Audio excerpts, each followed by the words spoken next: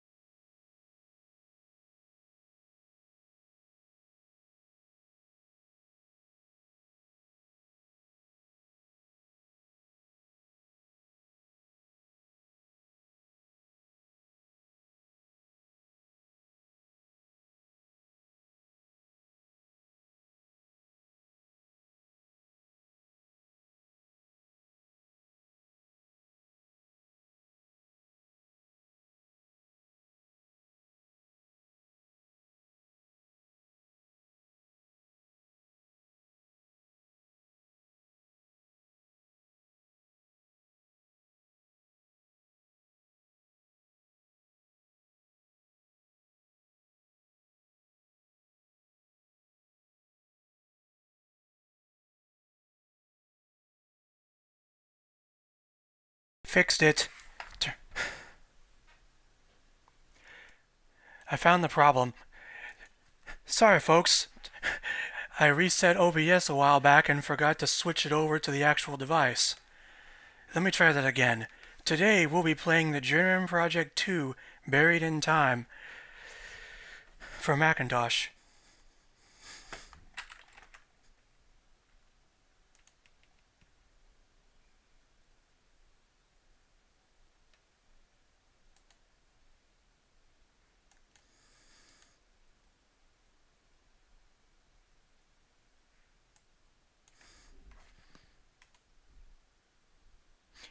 Is it still repeating on? I don't hear it on this end. Anyway, enough hemming and hawing. This time we'll be launching off the hard drive. The original had a weird thing where... What?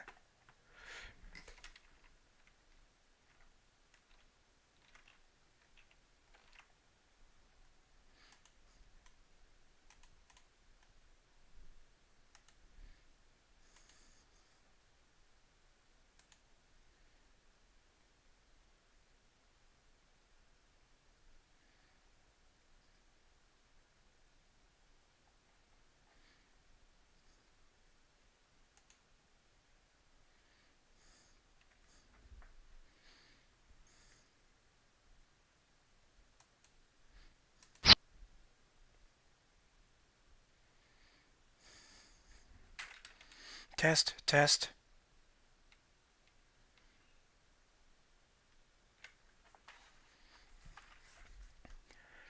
One, two, three. Is it coming through fine, Froz?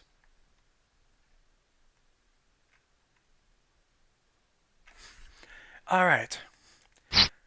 Well.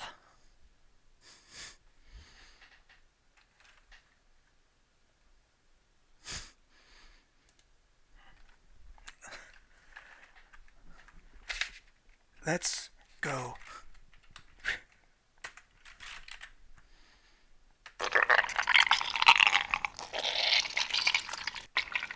Oh no, oh no, I can't move. Put in CD number 12. Quick, quick, Oh, it's too late.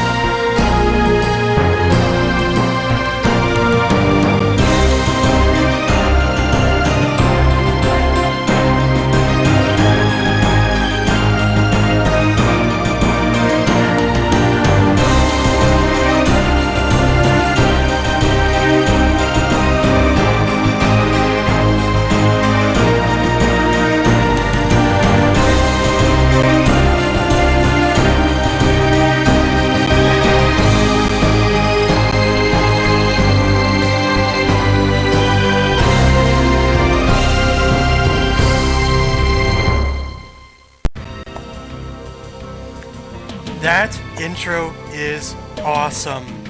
The first time I got my first copy of this on CD, it took me a few months to be able to actually play it because of a long story I won't talk about. But when I first popped that into my virtual PC, oh my god, I was blown away.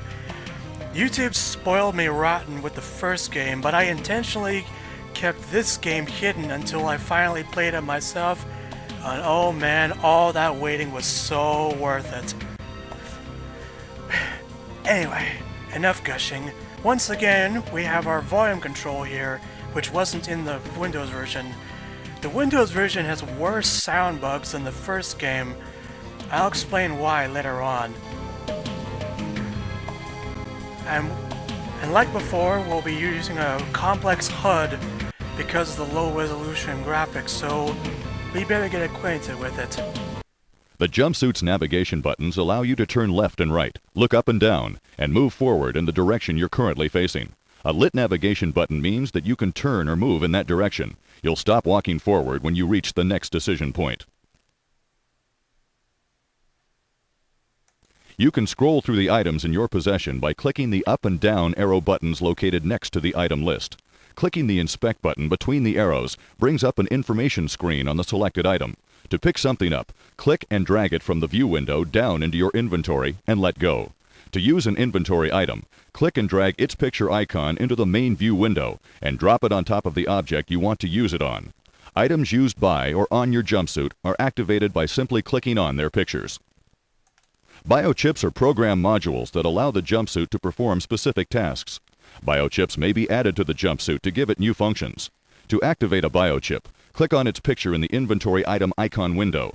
This will bring up a control panel for that biochip. To get information about what a biochip does or how it works, click the Inspect button. The final element of the jumpsuit's interface is the message window. This display will alert you to any situations or dangerous conditions that you need to be aware of. Pay close attention to the information displayed here.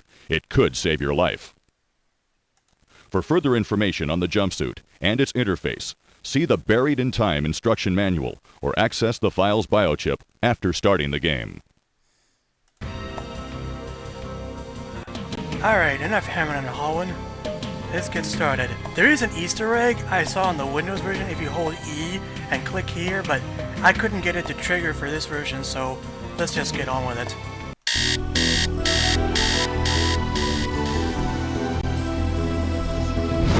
First visit, Earth has been officially admitted into the symbiotry of peaceful beings. Gratitude, but I honor you, Gage Blackwood, with the Paragon Medal for valorous service. Conference this morning, the government admitted the existence of the Temporal Security Agency, an organization.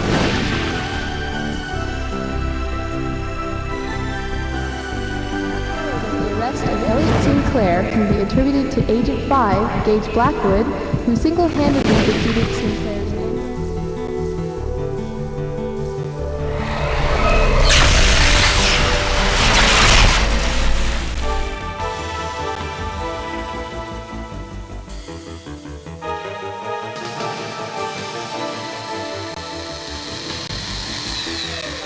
Quick, there's not much time to explain. They'll be here any second. Yes, I am you. I've come from the future. We've been framed. Now, whatever you try to do, do not interfere with what's about to happen. The suit I'm going to transfer over to you will keep you close, so just stand still and watch. When it's all over, you'll be pulled 10 years forward in the future to my present. From there out, it's all up to you. Oh, and I've hidden more information inside of you. You'll figure out what I mean. Here comes the jumpsuit.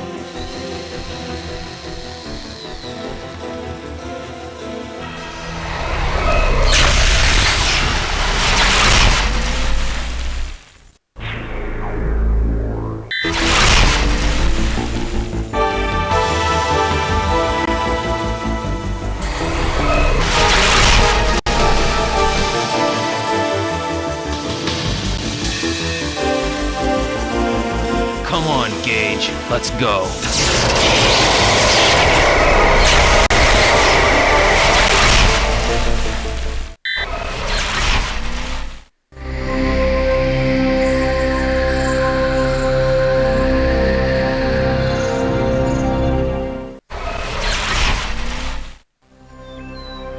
Well, that was a quick and fast intro. So it looks like 10 years in the future, we've been framed for something, and so he just gave himself up to be arrested and left us to take his place.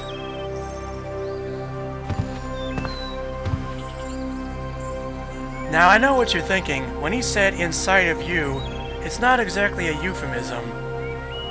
Take a look at this. Agent 5 has a figurine of himself as well as the robots. Check this out. Since you're getting this message, I'm assuming everything went well. Actually, you know what?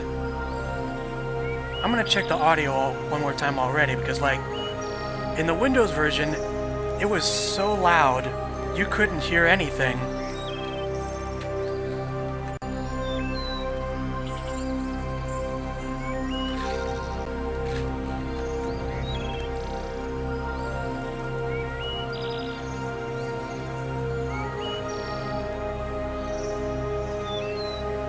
So at least there's no noisy slide-up screen this time.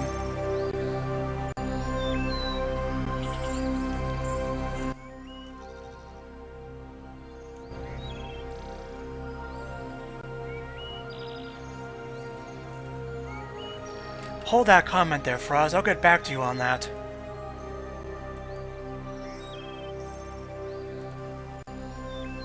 Since you're getting this message, I'm assuming everything went well.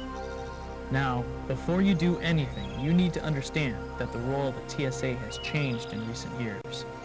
In addition to the security unit, there's now another team whose job it is to research history.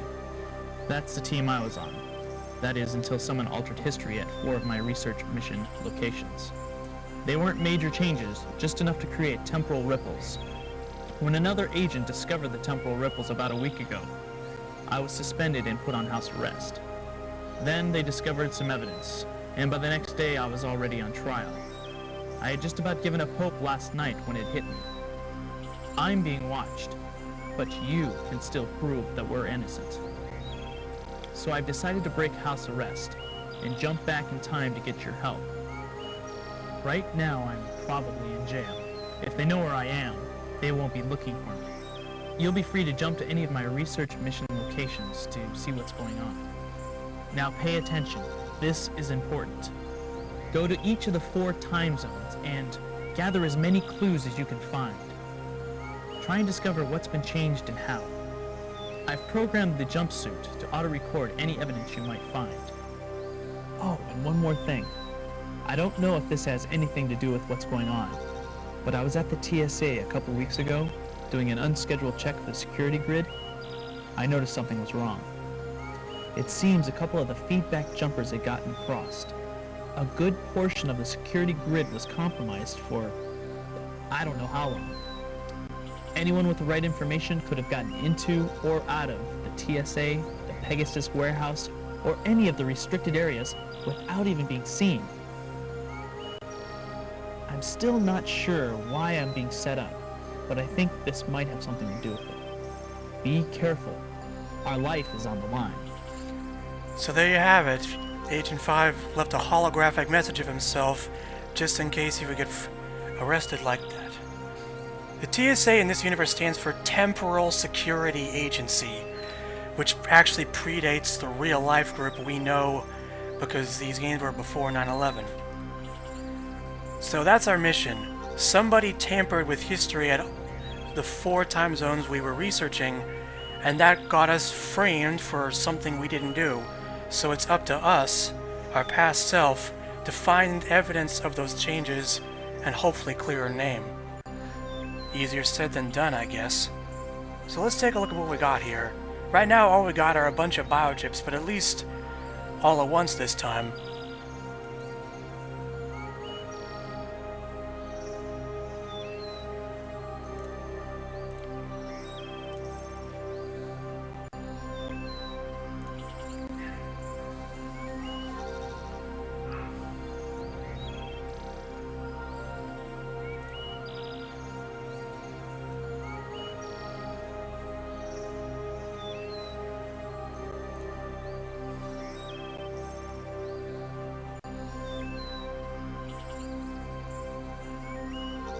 So we can turn our jumpsuit invisible with this biochip, but we can't move while it's turned on. Huh. And we got a Blake one too. I wonder why. Now I'm gonna I gotta warn you guys. Our future selves pad has a ton of exposition. Not all of it's optional, but most of it goes towards extra points on your score. But some of it is necessary for finding out what's going on or why we're here. Or what I want to know is, I got 2 questions burning on my head. 1, why were we framed and what was changed in history? And 2, well, what happened in the past 10 years? I mean, that's what time travel feels like. I'll start with the shortest amount of exposition here.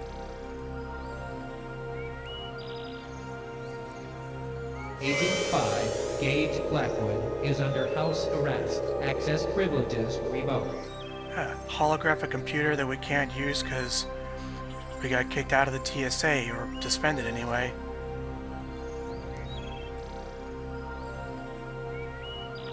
This here is a transcript of our future selves mission log and where he's been. Fun fact, that game I mentioned at the start in the parody video, this scrolling interface is similar to what was used in the game Safecracker. I'm guessing some kind of QuickTime VR thing.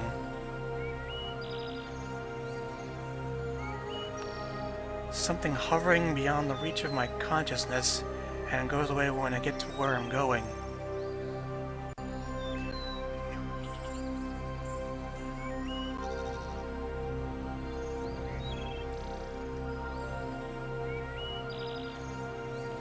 The coordinates of the station were supposed to be accurate to within a millimeter, but somehow I ended up floating in space where the station had been an hour earlier, unless the location and velocity data were wrong. I could see the station drifting out there, but I couldn't get to it. The suit doesn't have any kind of thrusters. TSA protocol says to scrap a mission if something unpredictable happens, but this is obviously just an error in calculation. Have to get creative. I came up with a pretty cheesy idea for propelling myself to the station.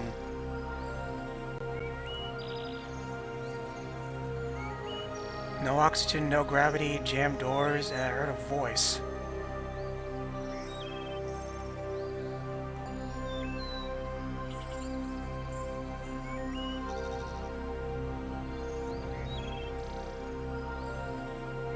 Maybe this is a sign that some things are meant to remain unknown. It happened again. When I got to Gaillard, there was someone standing right in front of me, looking out over the tower wall. Before he could draw his sword, an arrow came over the wall and hit him in the back.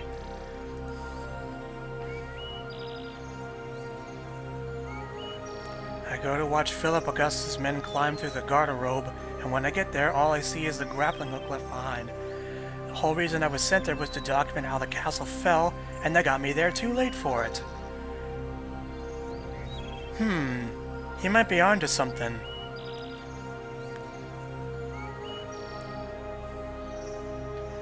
An almost imperceptible ghost image of my jumpsuit floating slightly out of phase with myself.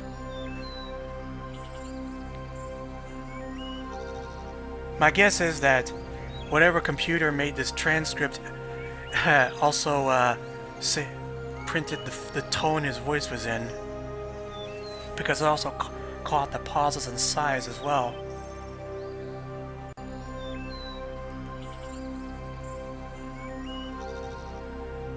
And we also got some kind of answer machine. You have 3 messages. Now remember how in the first game had smart alloys that could morph when programmed? I think they integrated that into this machine, plus some holography.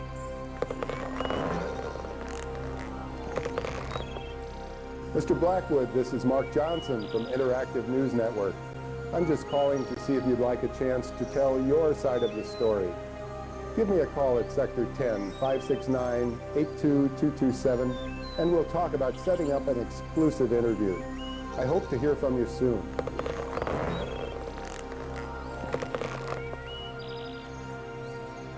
Two more to go through.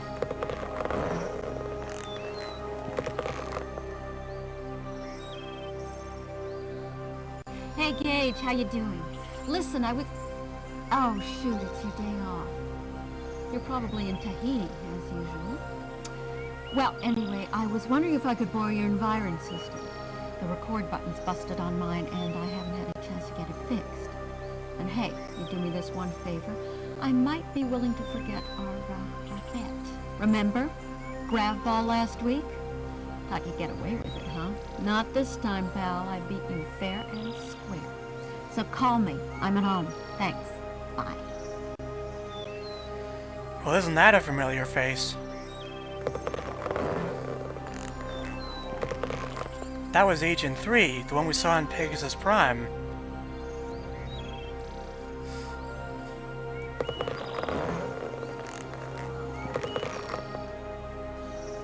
Gage, it's me. Wake up and answer the phone. Hello. I know you're there. Where else could you be? Well, anyway, you owe me, pal. I got your jumpsuit. I just pray they don't realize their key evidence is missing before you figured out what's going on, or we'll both be in neck deep. I mean, it wouldn't take a genius to figure out that I was the only one who could have taken it. But hey, they wouldn't fire me, would they? I'm their chief technician. Who else do they have to get their net games running? I'll send you the suit as soon as I put in an OpMin biochip. If you get a chance, you'll want to modify it to automatically record evidence. And if you need anything else, please, hesitate to call me. Oh, and Gage, do me a favor. Erase your messages for a change. Thanks. Good luck, buddy. Hope this video line was encrypted or something. I know that guy is one of the Presto developers, but I swear to God, he looks so much like Matthew Broderick. That was the first guy I thought of.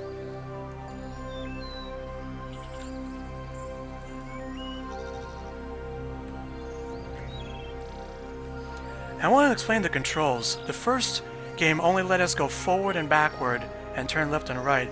This one, if you use by using the number pad, you can look left, right, up, or down. And by pressing 5, we can move forward. A lot of people say that this is kind of an issue. I don't really mind it. Just remember that it's kind of a trip where the first game used the arrow keys and this uses the number pad.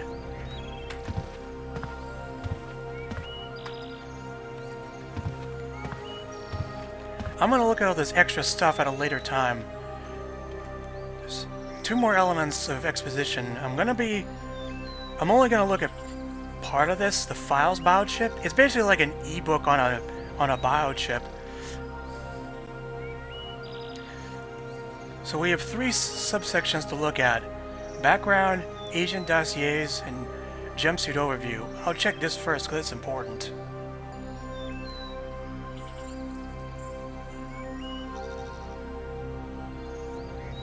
So this suit was coded to the DNA of the agent it was assigned to, so no one else could use it, and that's why our future self gave it to us. Unauthorized tampering will destroy the circuitry. It doesn't provide much protection.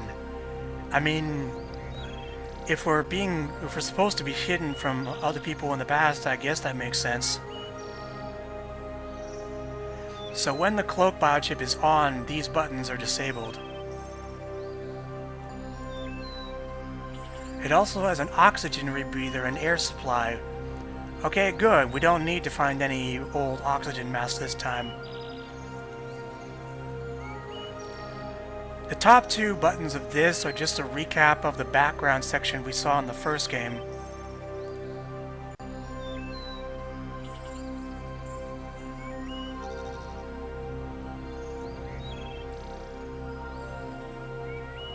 So this technology was designed only because we got accepted into the symbiocy of peaceful beings, so technically speaking, this stuff was aided by alien technology.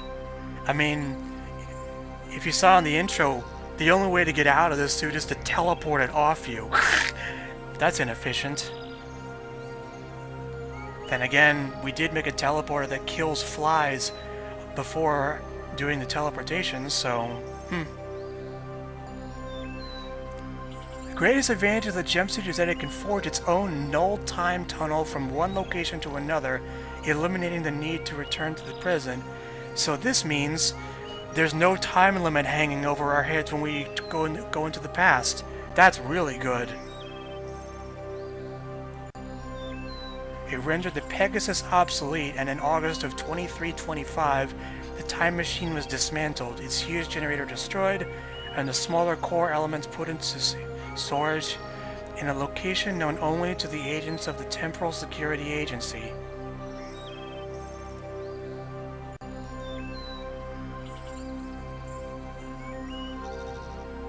Gone were the days of historical security relying entirely on one agent using one machine. Expand into a historical research group called the Deep Time Unit. 4 individuals responsible for researching and recording various periods of history. This is what Elliot Sinclair wanted all along. I'm guessing if the suits just listened to him, maybe we could have had this group a lot more earlier. So yeah, these 2 are just transcripts of the background video from the first game. I'm not going to go deep into this one for right now, but For now, I'm just going to look at what this research unit is like. 4 out of 10 agents. Let's start with ourselves.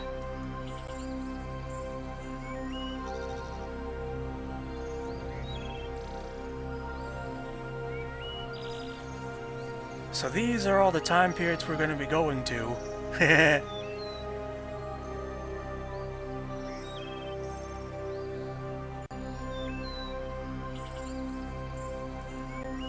And here we get to learn a little more about ourselves.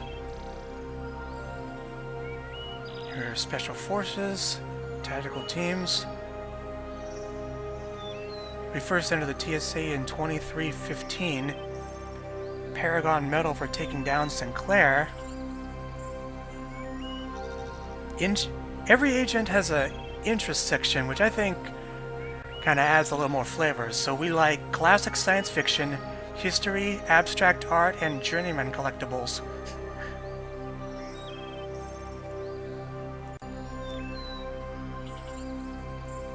Next, Agent 3, Michelle Vizard. I've been curious about her since they brought her back into Pegasus Prime.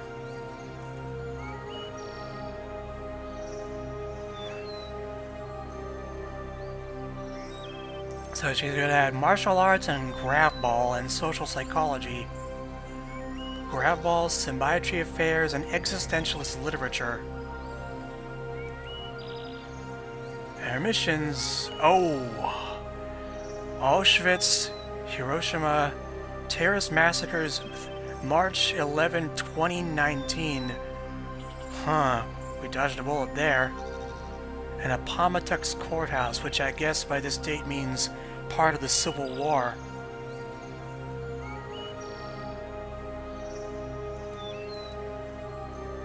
Agent 6, Roger O'Rourke.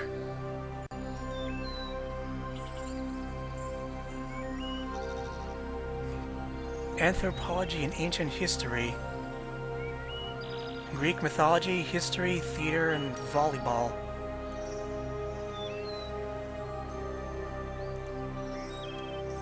So this guy got the ancient history missions. What's it with Tahiti? It keeps being mentioned, even in the first game.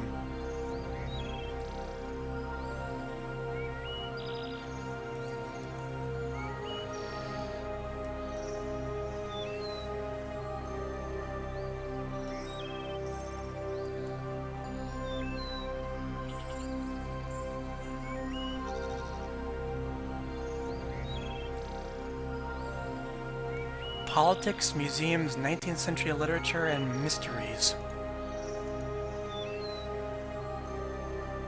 So, Tamara Walsh got the political missions, including Gorbistan, where the unification of the Earth happened.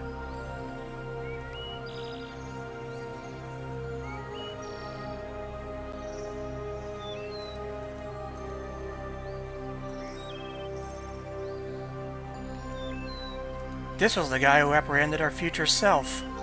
Of course, they don't have missions because these are the guys that spend all their time looking at the computer screens like we used to.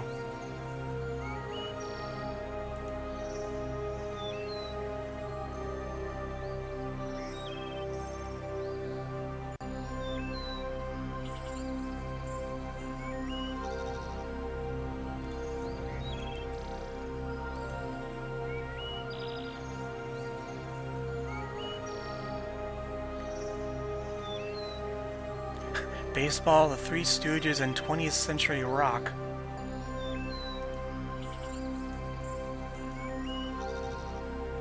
This hairstyle looks... Does this hairstyle look 90s to you?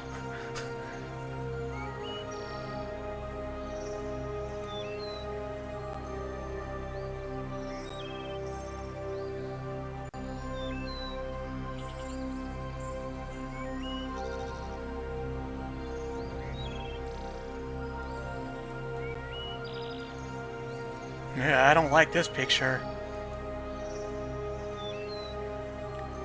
So she is credited for rescue ranger work.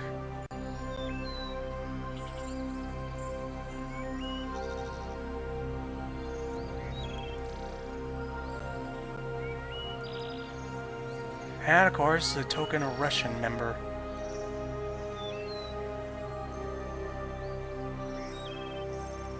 Skiing, surfing, 21st century fusion grunge, and politics.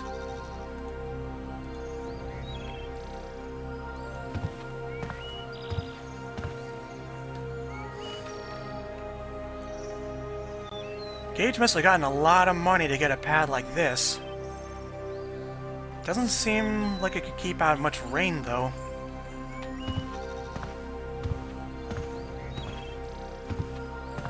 So in case anyone's curious, what we're seeing here is we're viewing everything through this monitor, which is hooked to a camera feed on the outside of the helmet. You could actually see our eyes as the screen lit up. Please step back. House arrest containment barrier may not be crossed. Oh, okay. Well, I guess since Gage was put on house arrest, they erected a force field to block off our front door and keep us inside.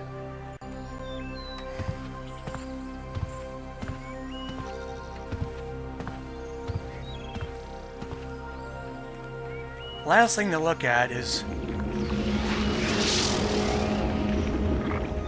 our next generation Environ system.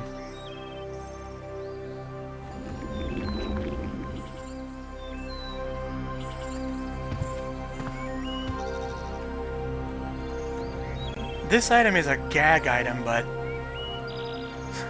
interesting.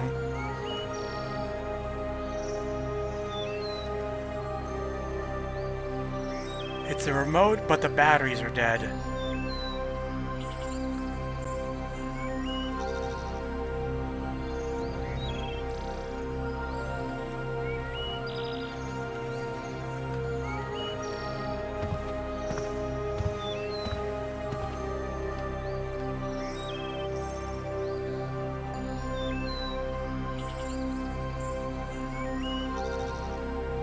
We'll get there, Radium Skull. We'll get there.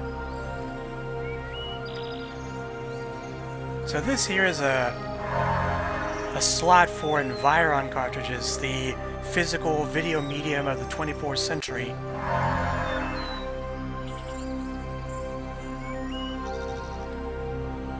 They kind of made the Environ system take a back seat because all we can do is cycle through these three admittedly nice pictures, but there's no music or theme to choose from.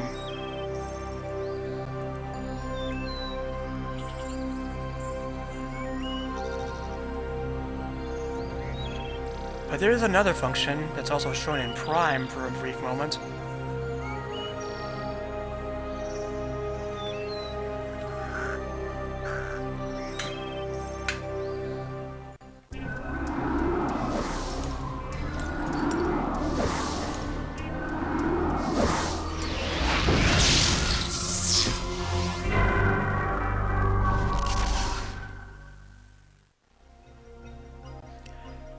Yeah, see, the music actually loads there.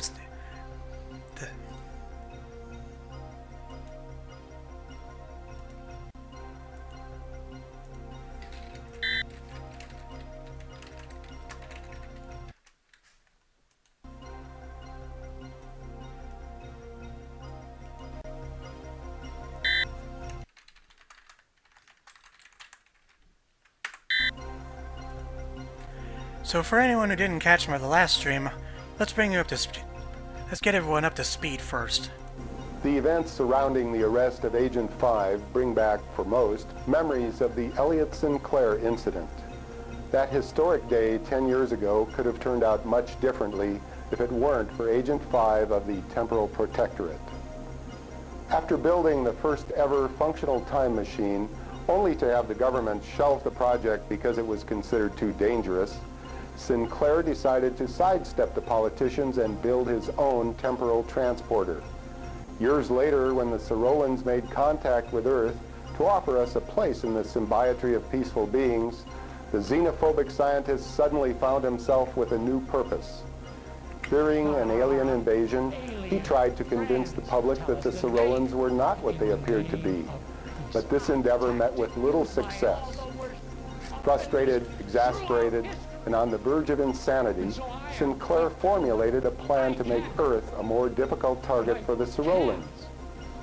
On the day of the Sorolan ambassador's arrival, he sent each of his 3 robot minions back in time to change the course of history. The first he sent to create a nuclear scare that would prevent world unification and prolong the Cold War. The second was to destroy the Morimoto Mars colony and make it look like the work of an alien race. And the third Sinclair sent to kill Dr. Enrique Castillo, the individual who was most influential in convincing humanity of the benefits of joining the symbiotree. His backup plan, should his robots have failed, was to assassinate the Sorolan delegates. It was our good fortune that Agent 5 was on duty at the Temporal Security Annex that day. He detected the temporal distortions, stopped each of the androids, and then apprehended Sinclair himself. That fateful morning made a hero of Agent 5 and spawned the blockbuster holoflick, The Journeyman Project. Elliot Sinclair was put on trial and found guilty of all charges. He was sentenced to life imprisonment on Vega Thalon and hasn't been heard from since. So there you have it. Although I do want to note a couple continuity errors in the video footage. They were showing fail states where either Mercury or Sinclair actually won, and instead of actually clips of them actually going down, I guess they couldn't render it because that was required interaction or something. Vega Thalon is actually a moon of Saturn, so they basically exiled him to deep space. I only know that because of the third game. Alright, now to the hot question. INN will return after a word from our sponsor. The soon-to-be-released Geno, A Fond Remembrance, is Volume 4 of G-Tech's Rock Through the Ages collection. Never before has there been a video collection that captures the many moods of Geno Andrews. You'll hear the melancholy Geno. So many songs about the rain. The rebellious Geno. When you selling yourself, set a price to pay. When you're selling yourself. Yes, the carefree Geno. It's been my dream to be a traveler of sorts, to visit all kinds. And of course, the lovesick Geno. A song for her is all she wants from me. All of his chart-topping videos are here, brought back from the archives of the past and completely remastered in stunning 4D sound. In fact, Geno, A Fond Remembrance is the most complete collection of Geno's hits ever compiled on one EC. Call our toll-free ShopNet line now and receive a free sample from the upcoming EC that's bound to be an instant classic. Geno, A Fond Remembrance. And this is what I was building up to from the previous game. Not only is Geno Andrews a composer, but a rock musician too. Every one of those songs you saw listed are real. And as a surprise, I found... If you want to hear it for yourself... Oops. Whoops. Well, I thought... His Spotify and Apple Music are in the description down below, alongside the Journeyman Project 1 soundtrack.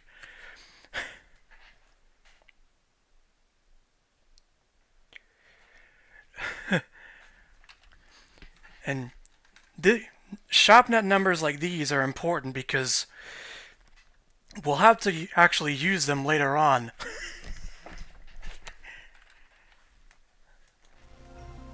The ongoing saga of Gage Blackwood took a frightening twist this morning when the agent of the Deep Time Unit broke house arrest to jump 9 years back in time. Fortunately, the illicit time jump was detected and he was immediately apprehended by Agent 8 of the Temporal Protectorate.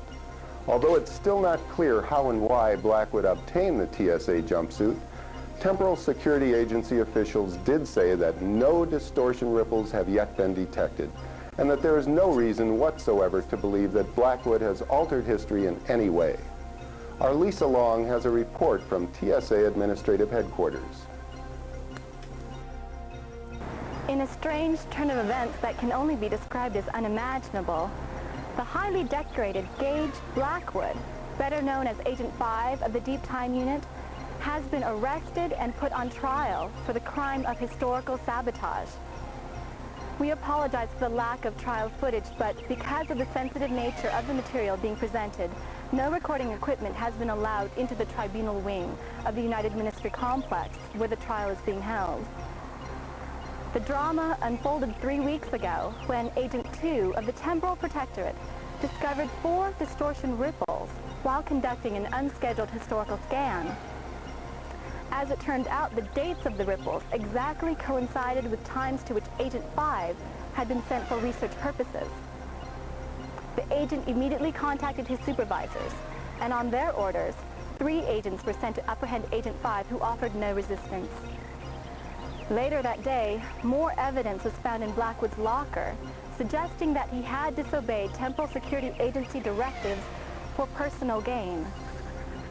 Unless deemed absolutely necessary, the TSA will not send agents to investigate or restore the distortions, as any further tampering with history may cause adverse effects, possibly even turning the ripples into full reality distortion waves. So here's how the Interactive News Network works. It's not just video clips. Most of these are actually text articles which have hyperlinks inside them. Click on a highlighted word to access more information on that subject. Prosecuting attorney Phil Stevens alleges that Agent 5 intentionally altered the past in 4 of the 10 time zones to which he had been sent for research purposes, his only apparent motive being personal gain. In so doing, Agent 5 would have knowingly violated Temporal Security Agency ethics, as well as the law. As temporal sabotage in any form is considered the worst possible crime against humanity, Stevens is aiming for the maximum allowable sentence. The burden of proof lies on the prosecution. I'm going to look at this, because this is interesting, but distortion ripples. Because in the first game, all we got are distortion waves, which actually change history. So these are the results of things from different points in history left in the past or changed from the future. Simple and effective.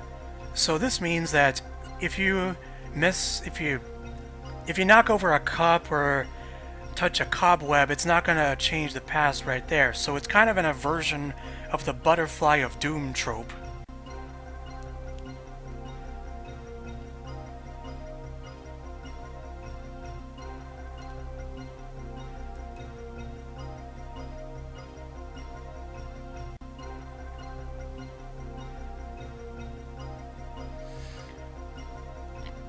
So what this says is that there could be a more effective change to something historical, but the outcomes wouldn't affect the future that much. That's what we were charged with. Expansive ones are the ones that cause the waves. Again, like the first game, I really like how well this is thought out, because like other time travel stories, they just don't even try. It's just one idiot messes with something and that's it.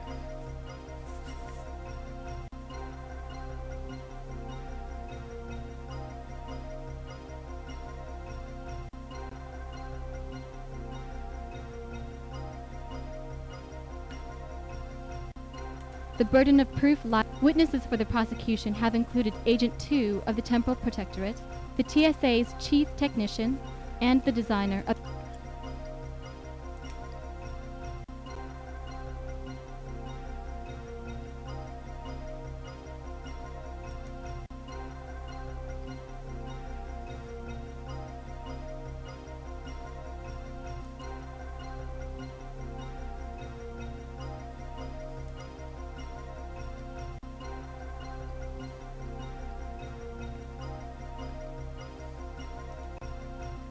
See, this Interactive News Network is as dense as Wikipedia.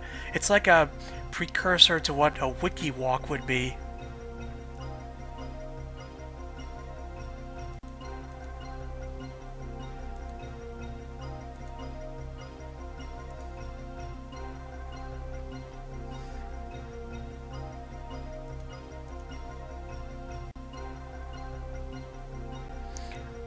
I'll look at these time periods in a different article because there's a connection there. One valuable but not historically significant object from the time zones were in our locker.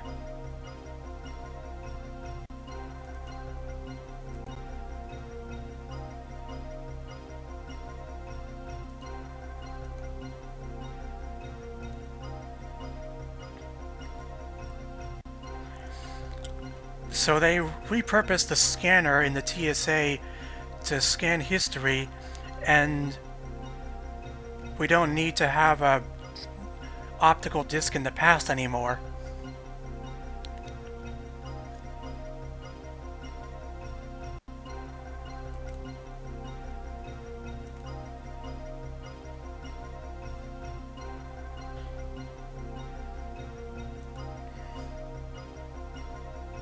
And have some links like loop back on themselves.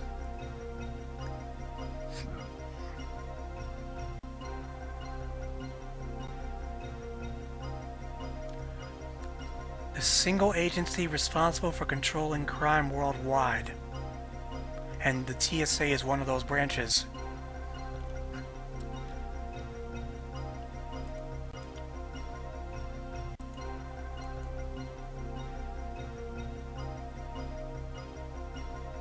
In the absence of an alibi or any evidence proving Agent 5's innocence, defense attorney Sandra Gallagher will be setting out to show, through the testimony of character witnesses, that it is not likely Mr. Blackwood committed the crime. If the defense can elicit some doubt of Blackwood's guilt, he will go free. Witnesses for the defense will include Agent 3 of the Deep Time Unit, Agent 8 of the Temporal Protectorate, the Commissioner of the Temporal Security Agency, and Agent 5 himself. The defense has not yet had the opportunity to present its case. However, we have contacted both the Chief Technician and Commissioner of the TSA to ask them their feelings on the arrest of Gage Blackwood. Neither Agent 3 of the Temporal Security Agency nor Mr. Blackwood could be reached for comment. So that's why Mark Johnson left us a phone message. He wanted to interview us for the defense.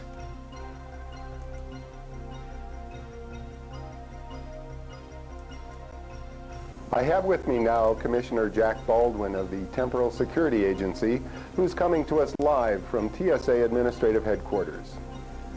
Commissioner, thank you for joining us.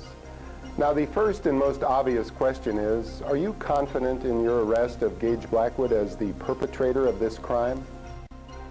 We had to arrest Agent 5 because of the evidence, not because we think he did it. There was an obvious transgression. Someone was responsible for it, so we arrested the person to whom the evidence pointed. Now it's up to the courts to determine whether or not he's guilty. So you believe he's innocent? Absolutely. I've known Gage ever since he joined the TSA. In fact, I'm the one who recruited him. Gage Blackwood is a member of an endangered species. Gage Blackwood is a hero. He has put his life on the line many times to prevent this exact thing from happening. There's absolutely no way he would have abused his position at the risk of a single life, let alone history as we know it. No, it just doesn't make sense. Mr. Blackwood has been an agent for quite a while now, 13 years, I believe. Is it possible that the temptation just became too great for him to bear? No. Gage is as committed to his duty now as he was back when he apprehended Elliot Sinclair. He was, and he is, our finest agent. Okay, let's assume for a minute that he did do it. Knowing that he would be facing life imprisonment on Vega Thalon, do you feel that he would plead guilty? First of all, it's a moot point because he didn't do it. But, presuming he did, knowing Gage, I'd say he had a damn good reason. And he would have confessed immediately. He wouldn't have pretended innocence, not for 1 minute.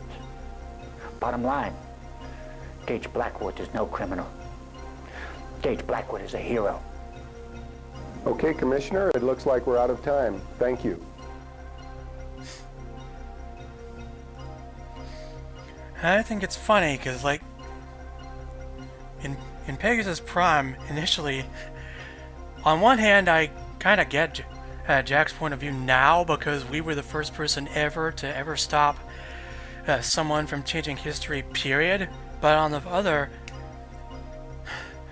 he kind of acted like a jerk toward us initially because we were late so often.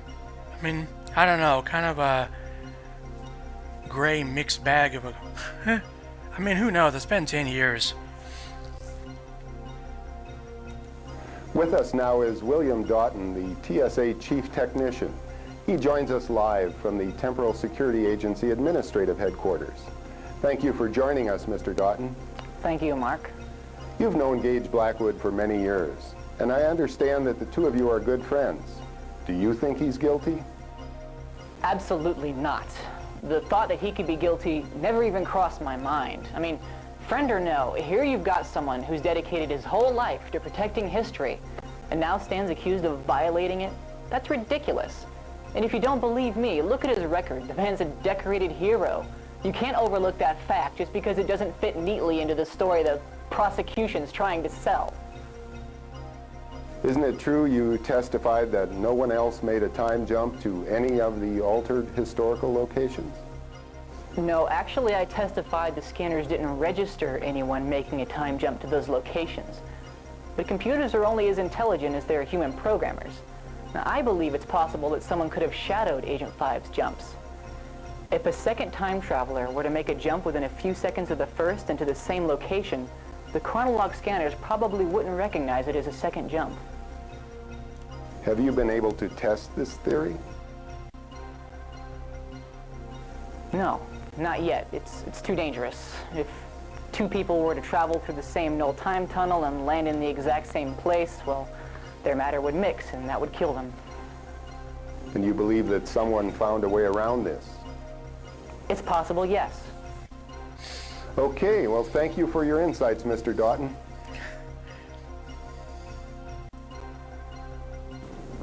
If Blackwood is indeed guilty, he has altered more than just the past. The future, too, will likely feel the results of his actions. The Deep Time Unit will probably be discontinued before ever realizing its full potential.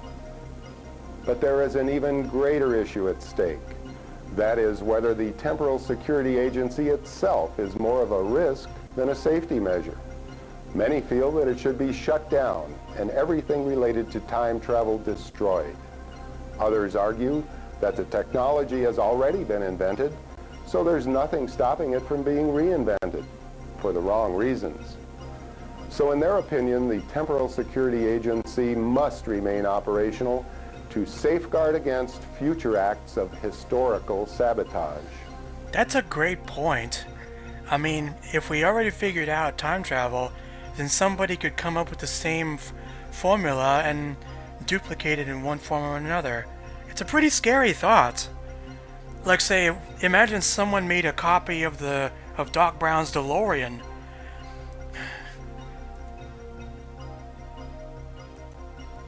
Alright.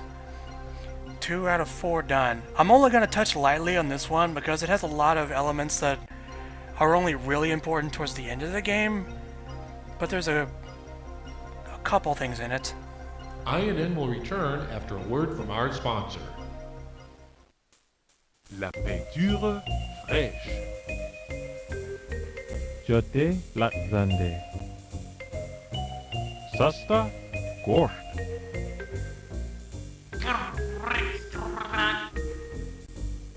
If you hadn't understood those important messages, you would have just... Wet paint. Screwed up your best suit. The Clippity Van Driven off of a cliff. Cheap meat. Been poisoned. Restaurant smoking in the lobby. And peed your pants on a foreign planet. Yes, for all those reasons and more, there's the Omniglot DM dual-mode translator biochip from Samco. Just pop the Omniglot DM into any standard biotech interface and voila! No more frustration, no more confusion. The Omniglot DM instantly translates the written and spoken forms of any known language. It does it all! The Omniglot DM translator biochip from Samco. Get it today. Samco Translator Biochip available at Frugal's and other fine stores for a low price of $199.90 or order over ShopNet. Product order code 689222378. That's 689222378. Order now. I have all these ShopNet codes written down on a notepad next to me, don't worry.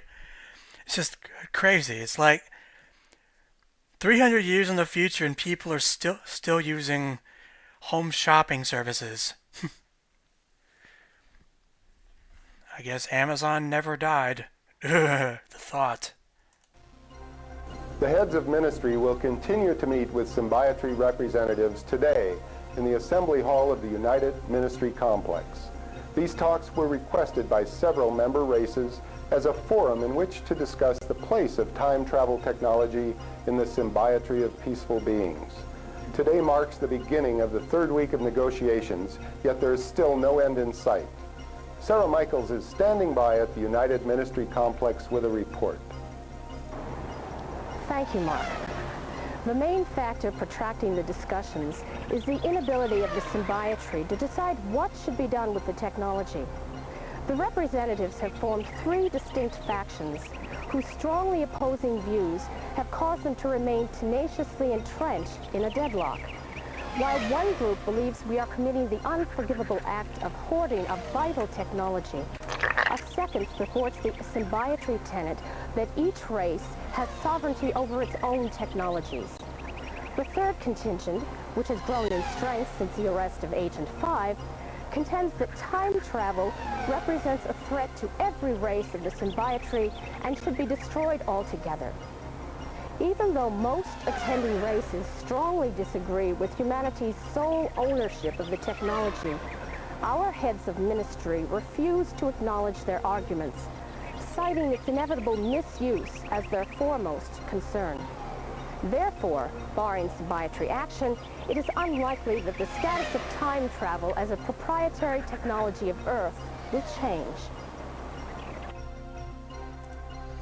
So the short form of what she's talking about is that now that the alien races in the symbiotry know that we have access to time travel, they're trying to figure out whether it should be shared with the other races, whether we should be allowed to keep it for ourselves, or destroying it altogether.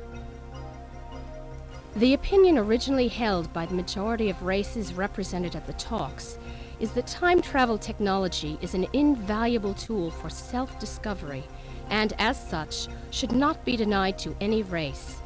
However, the Loxoni abandoned this position last week. I'm gonna come back to this one later in the game, because there's already enough to open up as it is. Despite being recently abandoned by the Kryn. I will show what this is. These were the aliens that contacted us in the first place.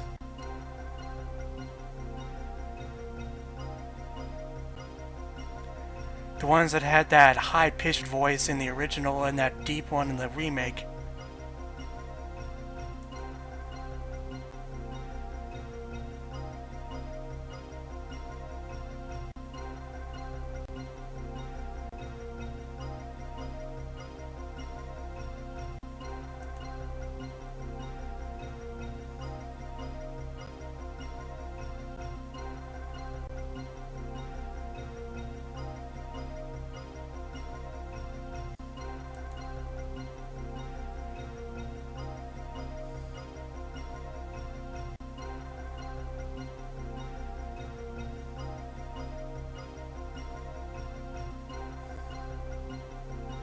We actually see the Sorolans in the third game, but the CGI has not aged well.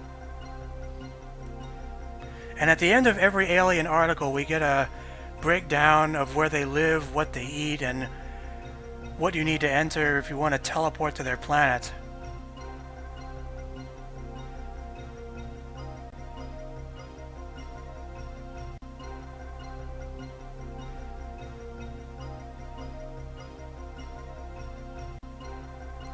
Despite being the third viewpoint, which was originally held only by the Unwa, is that the existence of time travel technology represents a threat to the history of every race in the symbiotry.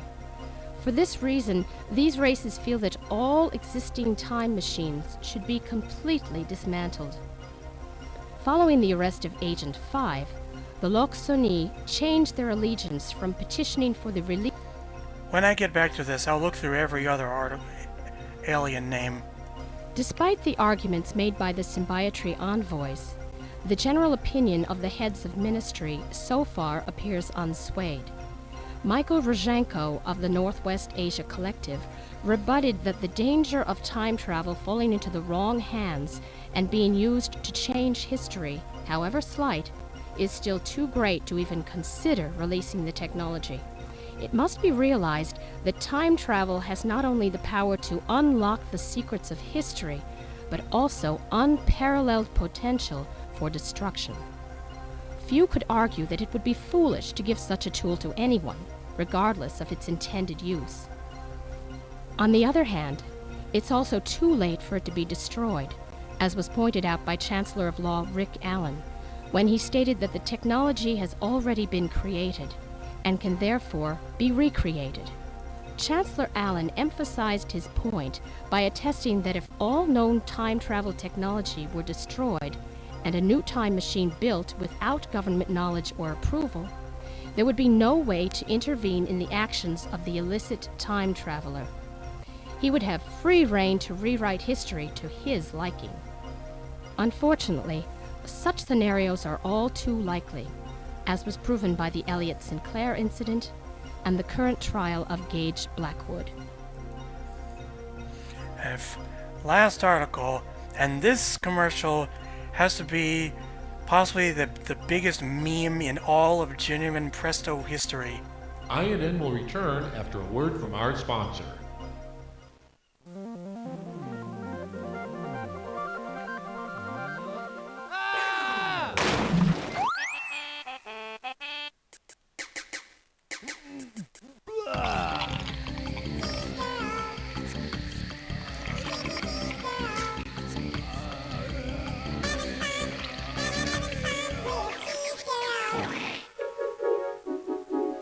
Cheese girl!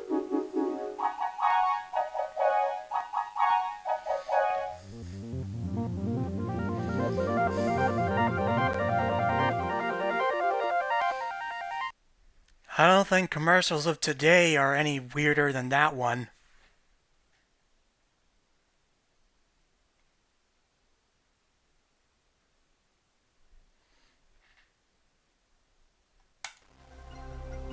In a last-ditch effort to stay afloat, the Louvre Art Museum held an auction of unprecedented scale yesterday.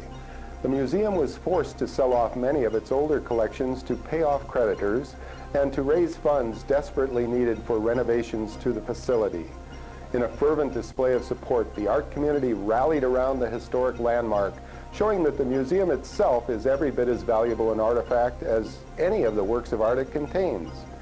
The auction was an astounding success, raising 138.5 billion credits, easily surpassing the 100 billion credit goal.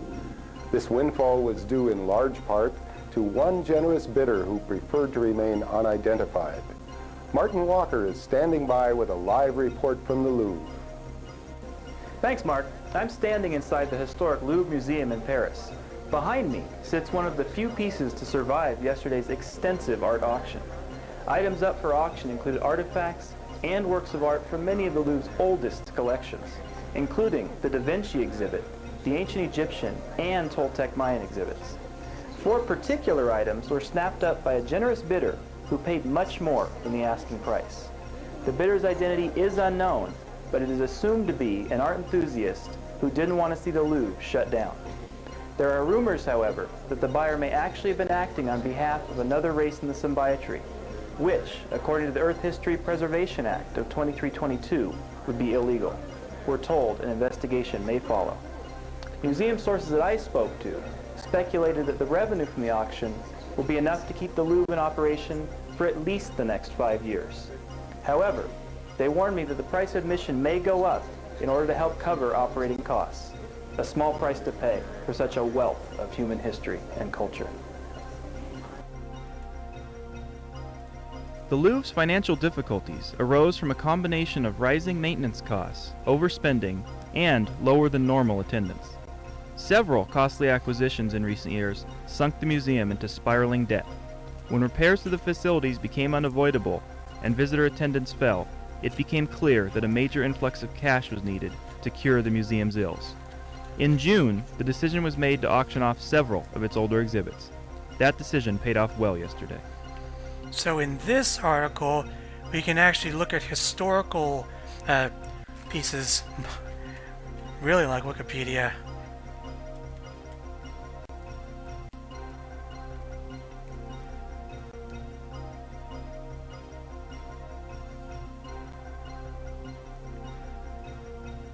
Oh God, I hope this doesn't happen in our time.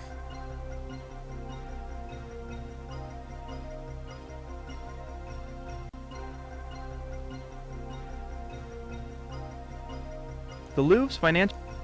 The 4 items that the unidentified bidder purchased included the Toltec Mayan ceremonial coffer, King Richard the Lionheart's sword from the Crusades, Leonardo da Vinci's Codex Atlanticus, and an interactive sculpture entitled Self-Awareness, credited to Kenneth Farnstein.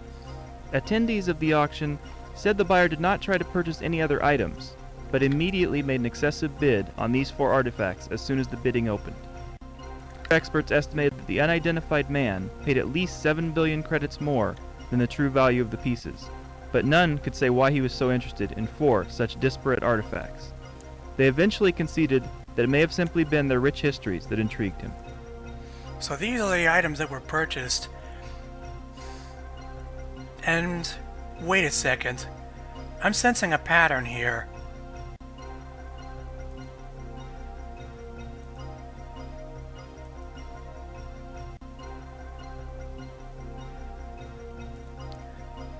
Didn't they say that the anachronisms coincided with our research dates? Then why this set here too?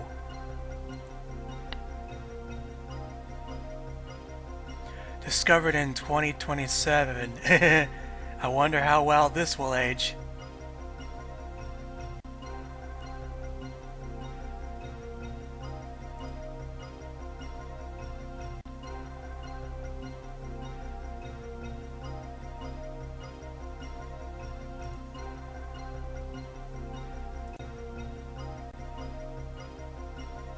Keep notes on this stuff. It's gonna be in the test later.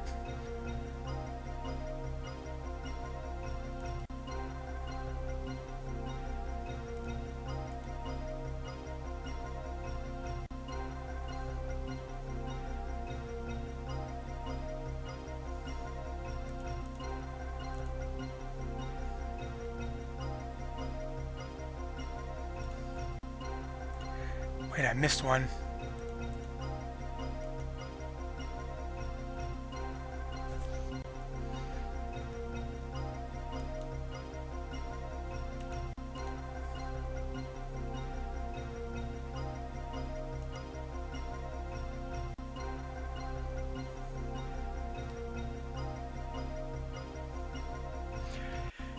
So in this universe, the Mayas made a puzzle box that can stab anyone who tries to open it without the right code.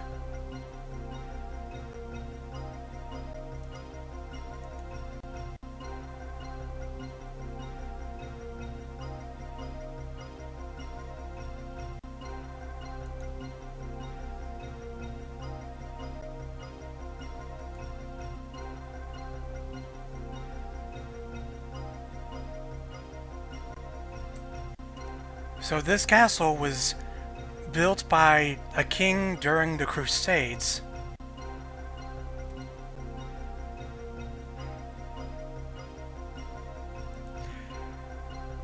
This stuff is important because these are time zones we're going to be jumping to.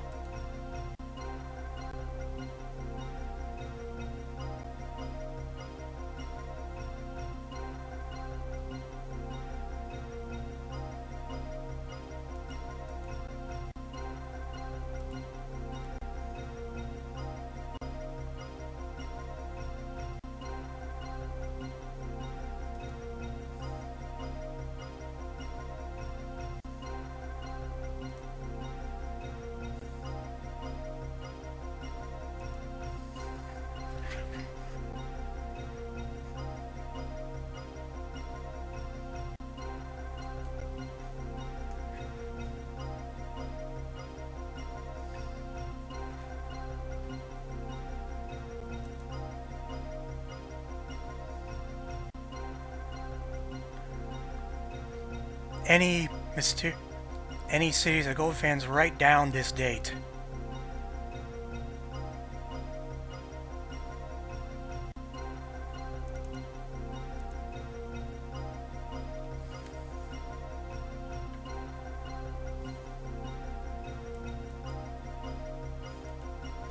And this is the only one that's fictional.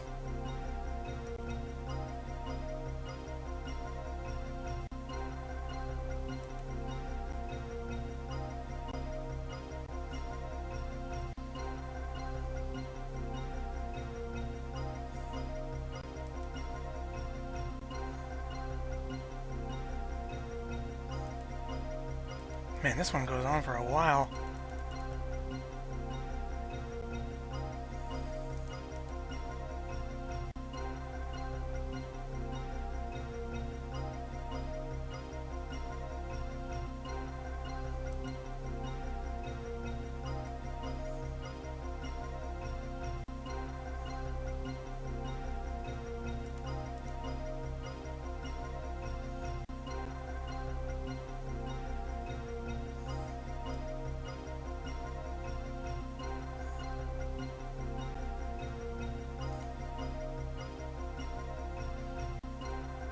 Paintings made by an artificial sentience he created.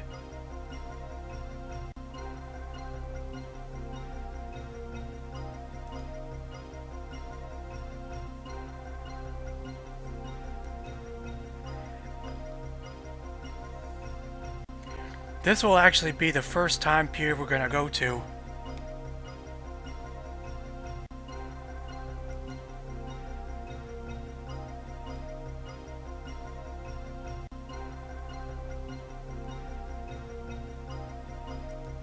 Oh hey, this is interesting. This explains how the biochips were made. This is actually... I like this. Neurosynaptic polymer gel. So it's basically a glob of goo that makes up a synthetic brain network. I'd say it's like an organic type of SD card.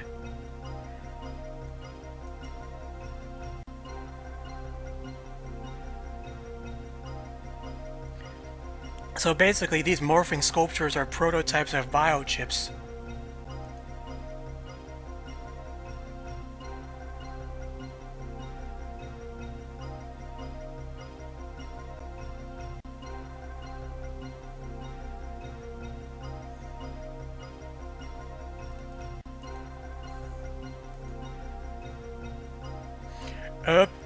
They still classify Pluto as a planet.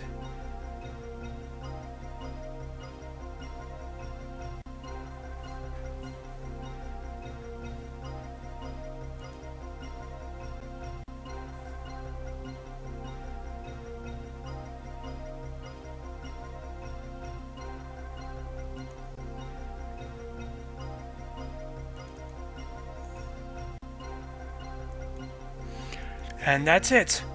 At last, the exposition is over. Oh, that took much longer than it needed to.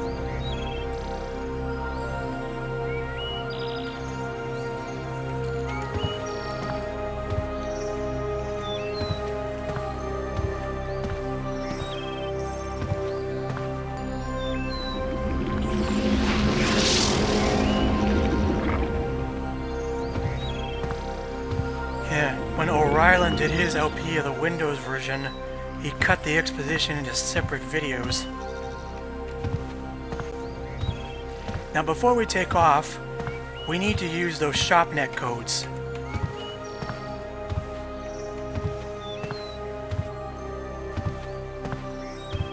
Oh yeah, let's take a look around here really quick. So it looks like we got a cylindrical kitchenette.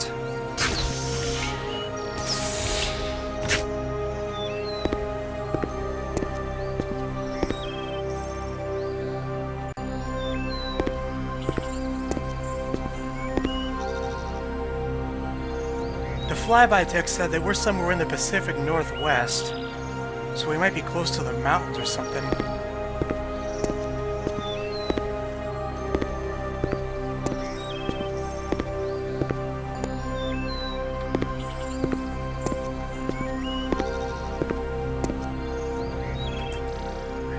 coffee maker too.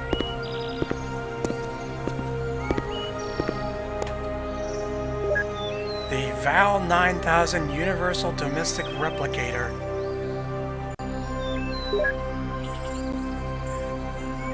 Unfortunately, unlike Total Distortion, we cannot synthesize anything because our future self already replicated all the food.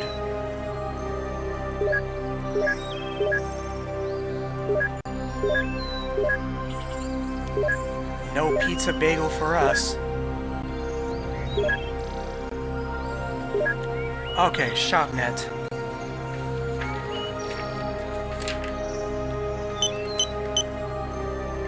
You can enter this with the number row on the keyboard or these buttons on the side.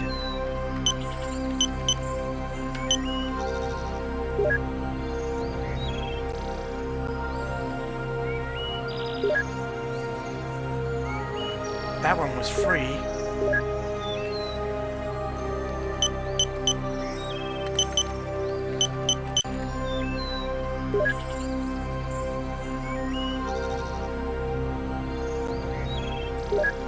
I hope our future self doesn't come back and find out that his bank account is empty because of this.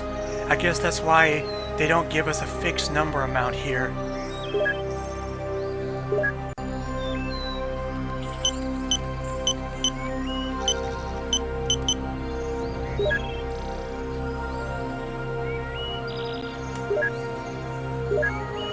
So all the items we ordered end up in our digital post box.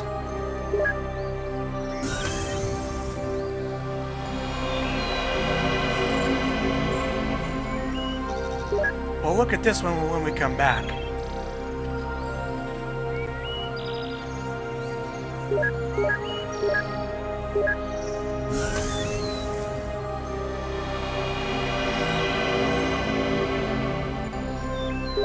You would think the TSA would issue a biochip like this as standard for every agent.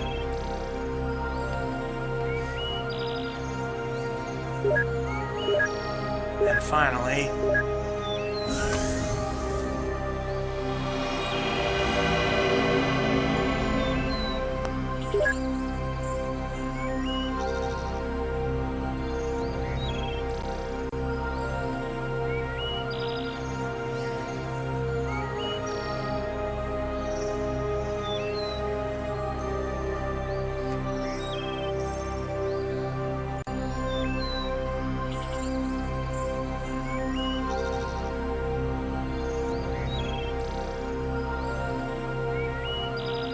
Warning, contents under pressure, risk of inadvertent propulsion in zero-G environments.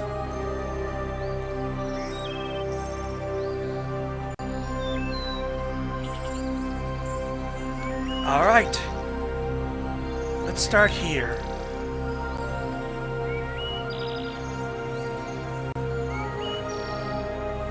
So this station was hit by a meteor shower while in Saturn's orbit. Nobody found out what was in there, so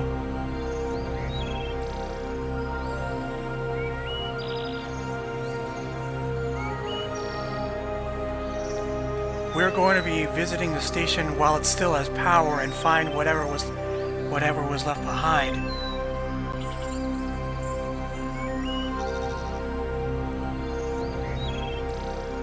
Station should be vacant.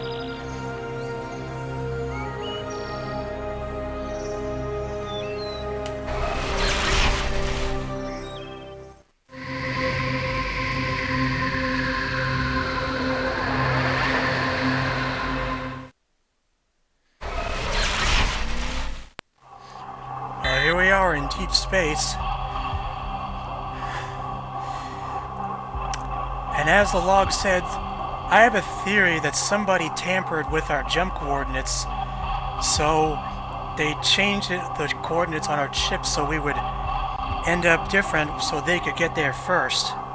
So we gotta get there through some other means. Well... Whoops. Yeah, see, if you just use that, it shoots forward and propels you backward.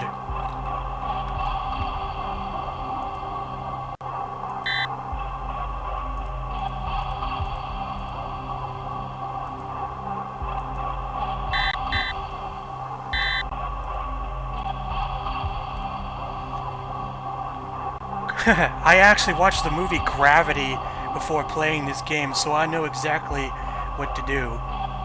You have to drag it to one side of the screen so it actually turns the other way, and then let go.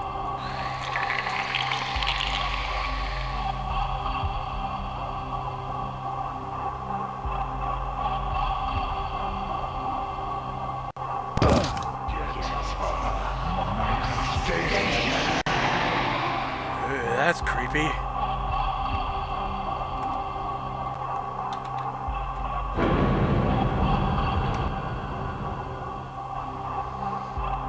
This is really cool, going through zero gravity and pre-rendered motions. In the Windows version, oxygen would drain with every few movements. Here it's on its actual timer.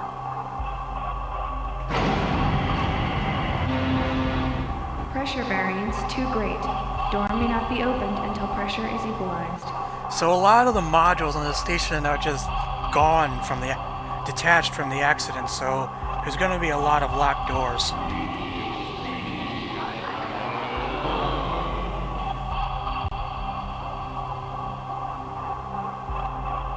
It looks like the way the station is constructed is that it has this foam in the walls that expands to block punctures. Didn't help from the impact though.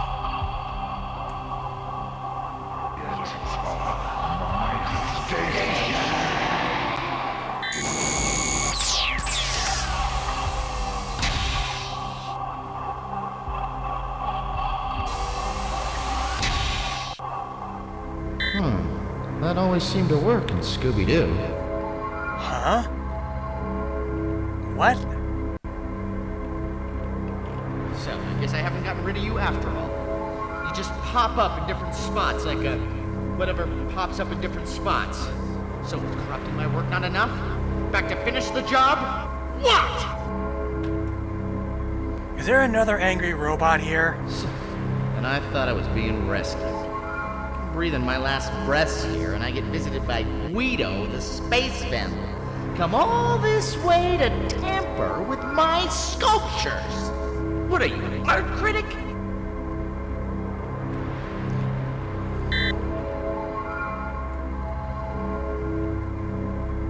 So, what do? Travel around space looking for derelict crafts you can terrorize the survivors by redecorating while they're helpless? What'd you do? Bring a spray can too? Somebody's ticked off.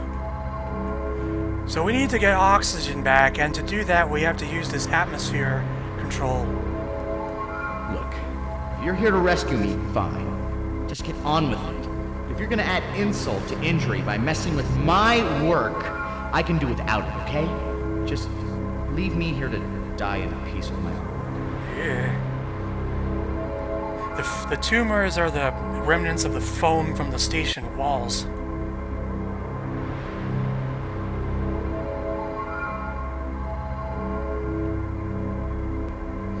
Okay, so here we got a map of the station. Docking bay, atmosphere mining, hydroponics, crew berths. Yeah, most of these places are depressurized. Some aren't. Well, we're here, so...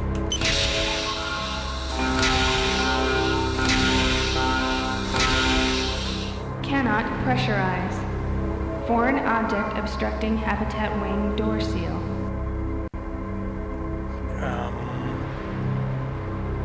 Yeah, it's really disorienting because there's no gravity in here.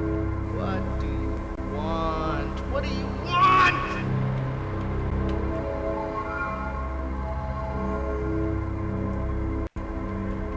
Hey, maybe it's Durandal.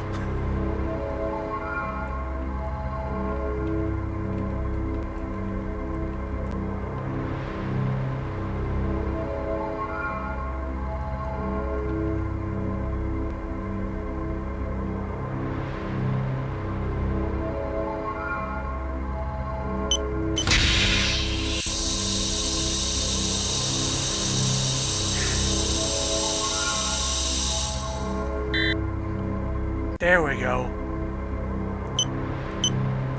And the rest of these areas are pressurized too. That's good.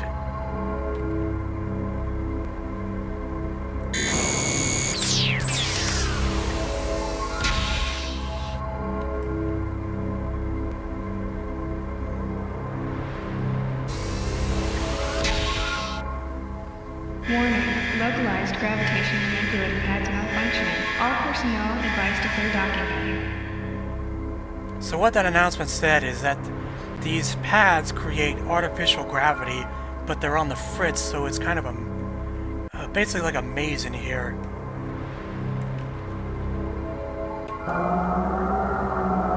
Where are you going, anyway? You seem different, somehow. Unlike before, your patterns, you're more curious, like you don't really know what you're doing here, do you? You're not the same intruder. Okay, definitely not Durandal.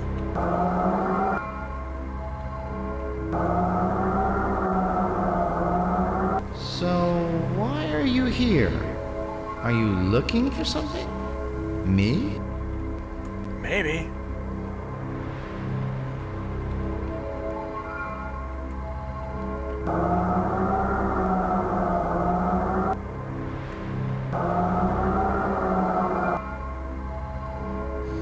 Imagine one scientist purchased this station and moved it into orbit, so there's basically no other crew.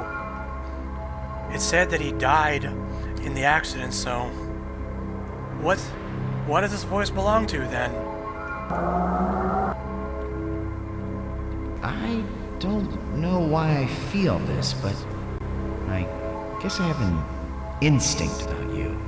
My other guest didn't feel right. You're different somehow. Like I should trust you. Well, we can't really go to the docking control or the command center at the other end, so on to the science wing.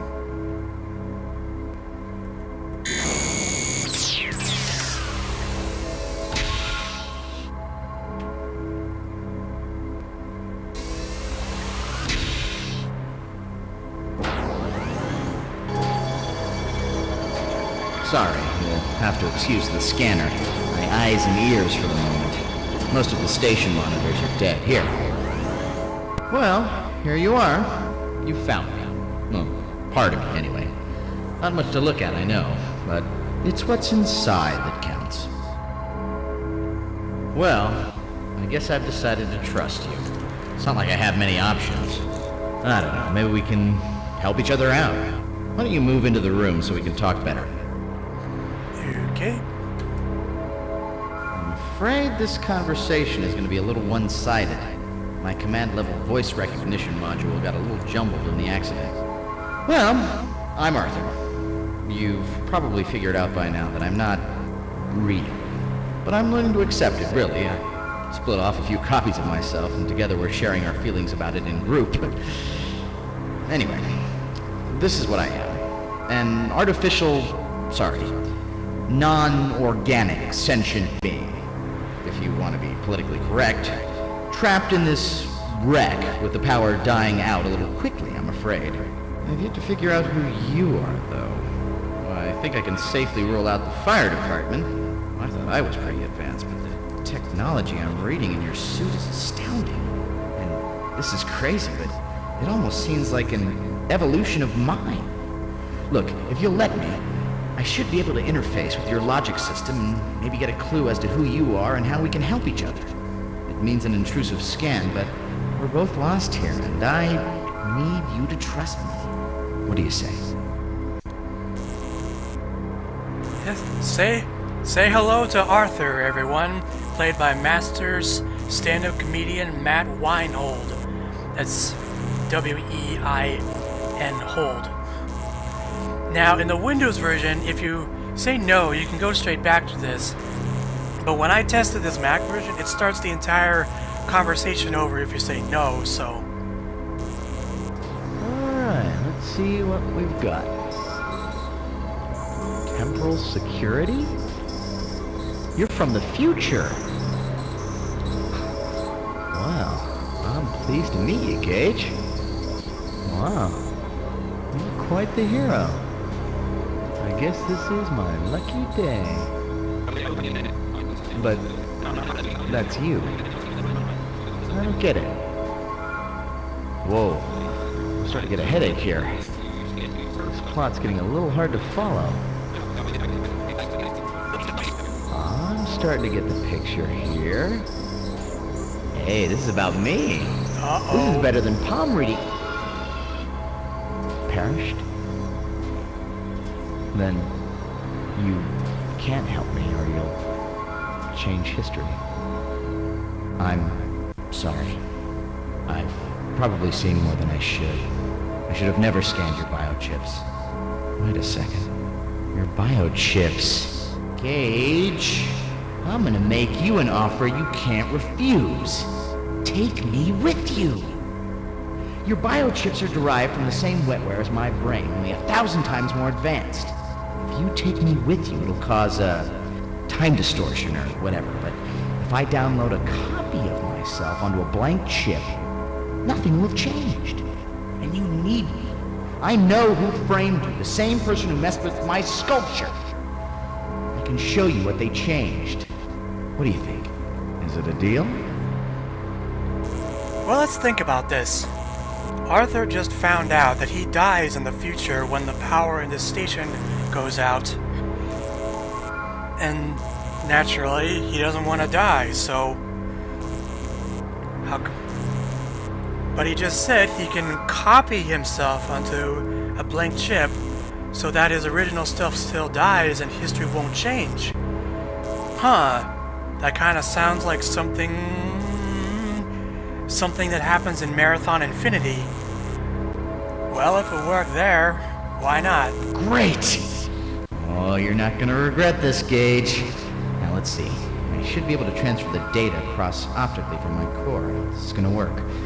That means we've got to get you inside the Nexus, which of course is inconveniently detached from the station at the moment. How do we do this? The door release. The decompression should propel you across to the Nexus. I'll have to give you the override code. It's risky, but it's doable. Right. Decompression. The emergency release is just above the door. It's a manual release, so I can't do it for you. Pressure variance too great. Door may not be opened until pressure is equalized. Decompression always works in the movies. Okay, punch in this code. 32770. The rest is up to you. Good luck. Emergency door release initiated. Please stand by.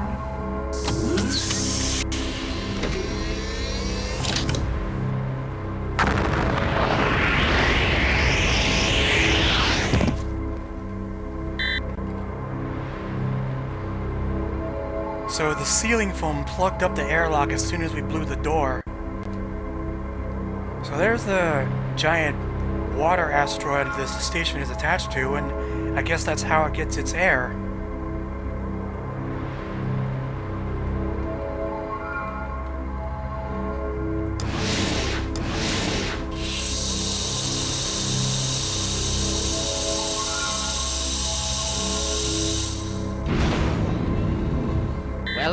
Come to my brain. All that I am is contained in that sphere. You're gonna have to open me up. There's a manual code log. I'm not sure exactly how it works, but I think it has to do with exchanging the red lights for green and vice versa. You'll have to figure it out. After that, well, if it works, the next time I talk to you should be from inside your suit.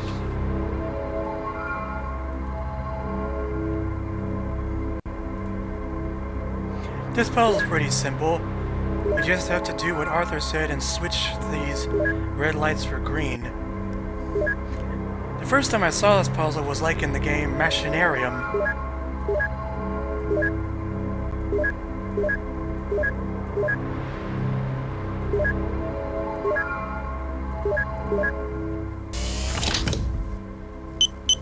To anyone who may be listening, my name is Dr. Kenneth Farnstein. I've made this recording in the event that anything should happen to me. this message is an appeal. 26 years ago, I undertook an experiment to create a new kind of artificial intelligence. A system demonstrating the traits of self-awareness and creativity. My results have been astonishing. At first, I considered the experiment a failure. I had created an erratic, unpredictable, thoroughly irrational program, but it had a curiosity, you see. And occasionally, a burst of insight so lucid I was astonished at the understanding. Not the cold conclusions of a machine, but something more right-brained, more intuitive. It was life. It was a result I was unprepared for. Arthur is not simply a program, he is a person. And I have sheltered him here from the circus our world would make of him. I'm afraid I may have corrupted him enough with my obsession for 20th century media. I ask that you understand, and if you can find it in yourself, to protect him for a while. He means a great deal to me.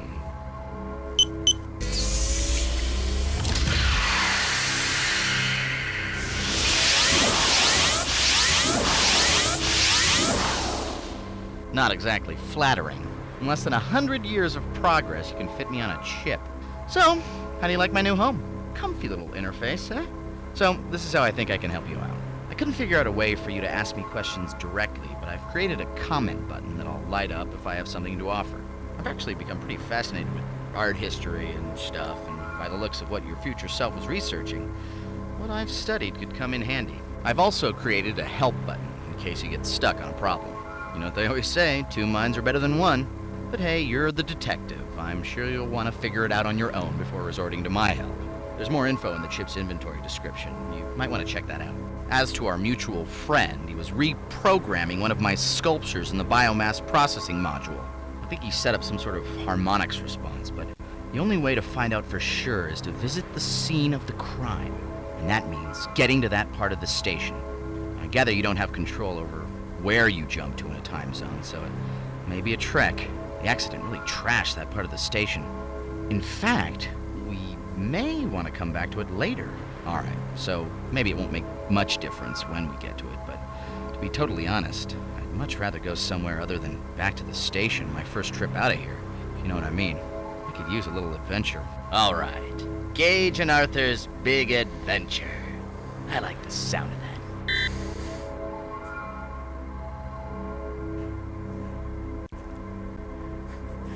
So yeah.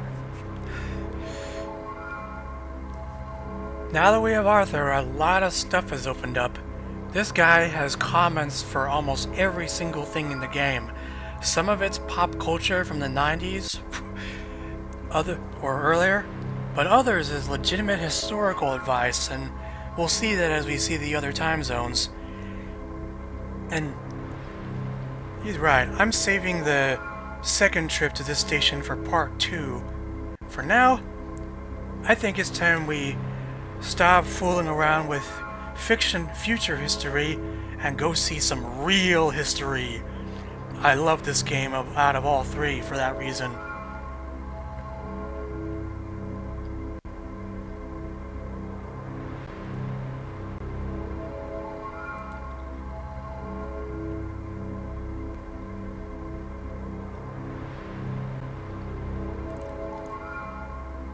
When it's the final day of the siege and how they gain entry into the castle, there will be a human presence in this environment. Gather footage from a safe distance and avoid being seen.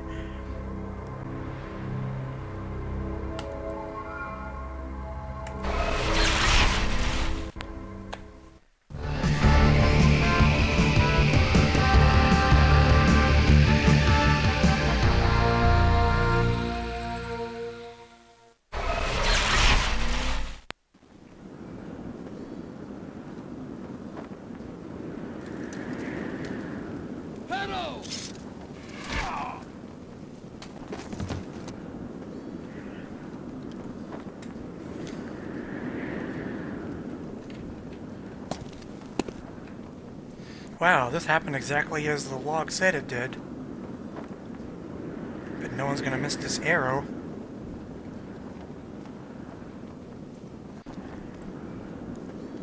If you turn off flicker in the interface biochip, then these animations don't happen.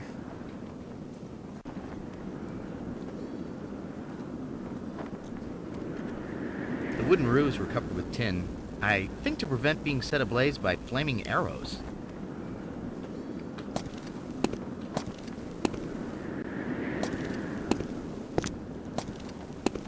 If someone should get a glimpse of us up here, in this suit we might pass as a knight, but I think we should be careful not to be seen.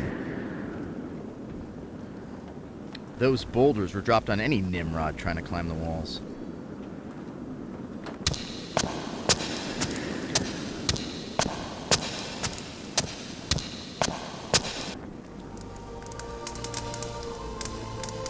It's kind of interesting how they use the more finished stone on the outside of the walls to make the castle look more imposing, and use the rough stone on the inside.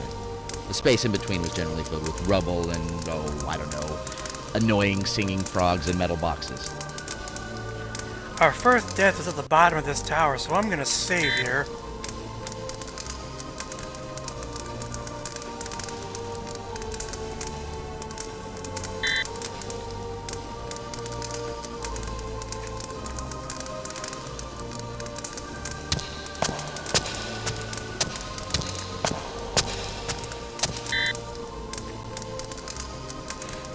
Because there's actually a trick that wasn't shown off in the original LP.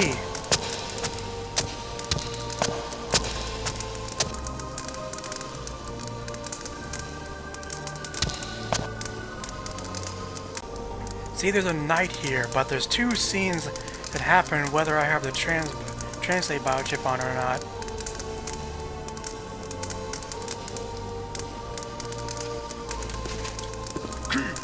Norman traitor! You shall not flee now!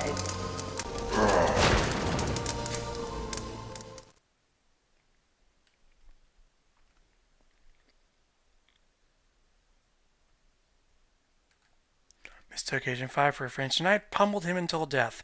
The next again had been notified.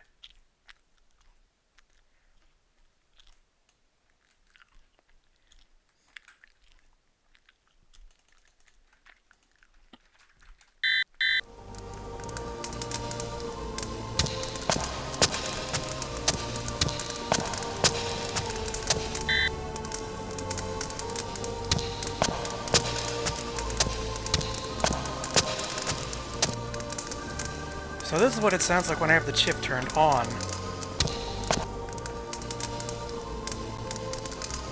They have a clip like this for every night in this time zone.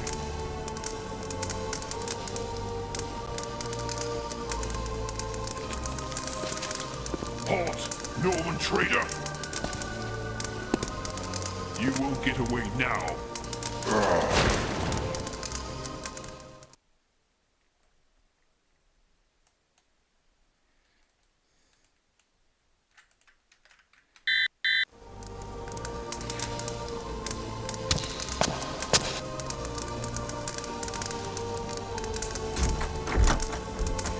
That's a bug. I don't know why when I clicked on locked doors the view changes. Sounds locked to me.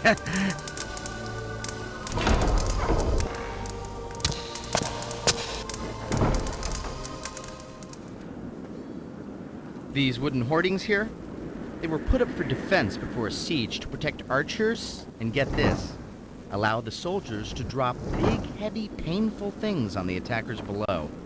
Charming, isn't it? This castle really was the jewel in King Richard's crown. He once wrote about Chateau Gaillard. How beautiful is my year-old daughter. When Philip Augustus had said that he would take this castle though its walls were made of iron, King Richard retorted that he would hold it if its walls were made of butter. Then King John the Soft Sword took over. When Philip was done with this place, you could pour it on your popcorn. When Philip Augustus heard about Richard's death in 1199, he set about retaking Normandy. And within 3 years, in October of 1203, he was knocking on Chateau Gaillard's door with a formidable army. John answered the door with 300 knights, 3,000 horsemen, and 4,000 foot soldiers and assorted ruffians. He tried to surprise Philip's army with a night attack. big mistake. He wasn't counting on the new cohesion and confidence of Philip's army in the light of Richard's death. They were slaughtered. It's so strange when... Growing up on fairy tales, it's so strange to see the grim reality of what the Middle Ages actually were like.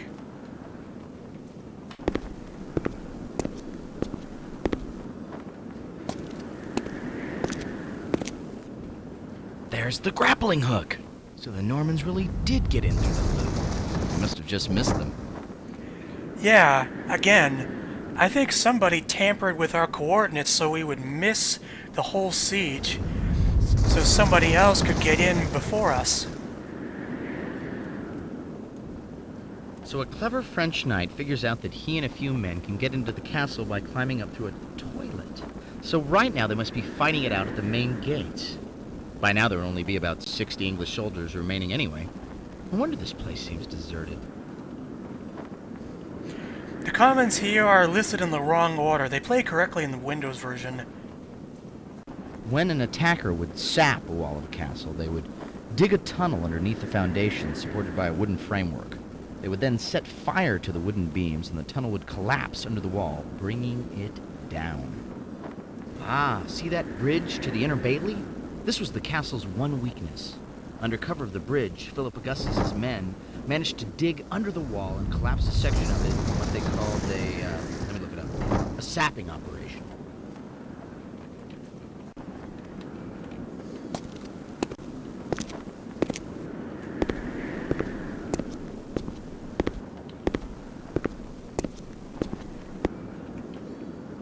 These holes in the walls, or they called them arrow loops, were designed to protect archers while still giving them a wide angle of aim.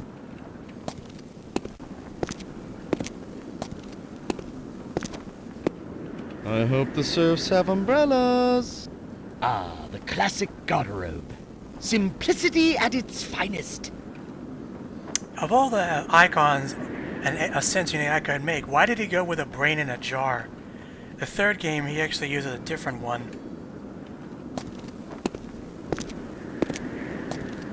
Whoa, the whole wall's been sheared off.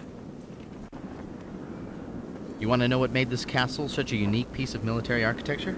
King Richard's design for the keep and inner bailey. Look, see those rib-like structures ringing the top of the keep? They were designed to funnel drop projectiles down to the skirt-like plinth at the bottom, which bounced the stones in kind of a fan-shaped trajectory. This way there was nowhere that the attackers could approach the castle without being vulnerable. You tiny-brained wipers of other people's bottoms, I fart in your general direction. Your mother was a hamster, and your father smelled of elderberry. Sorry, I always wanted to say that. So this is what a real siege looks like. Not a lot like what you see on the holoflicks. Not a lot of action. Most of it was just bringing an army, surrounding a castle to prevent defenders from getting supplies, and then waiting around until they either starved or surrendered. In the meantime, they built towers and assault engines, readying for when the defenders were softened up enough to attack. Anyone for bloodshed?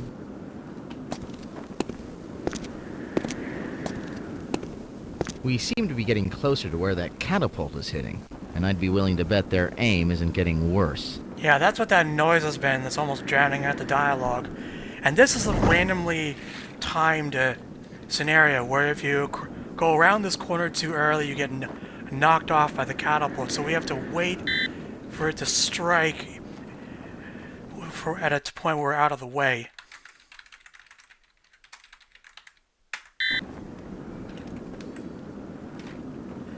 There's also a really sneaky death here.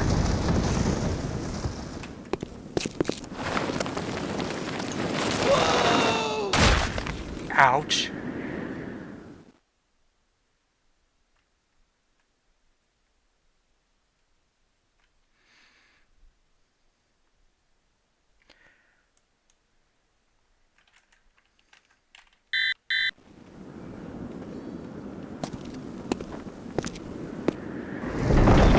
So yeah, we gotta wait.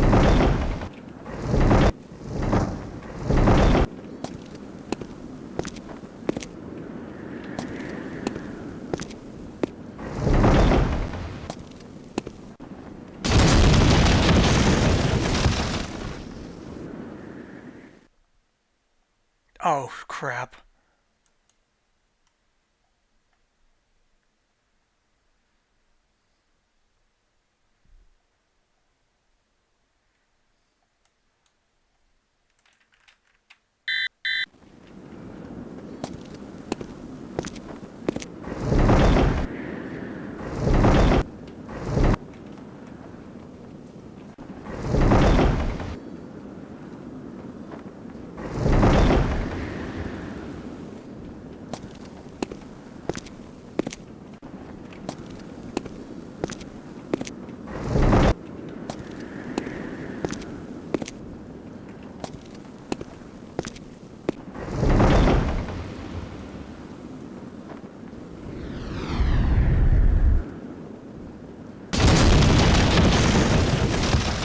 Oh, it's not randomly Missed me by that much. Oh, it's not randomly triggered, you just have to wait a little bit.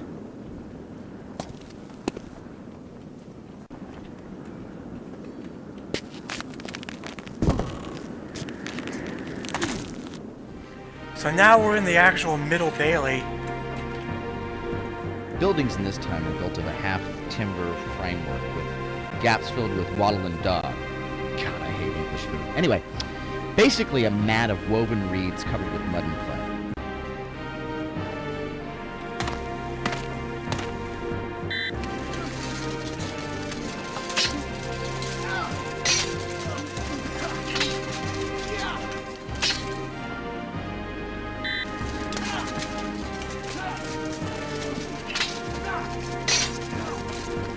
These guys just battle back and forth, they never see the end.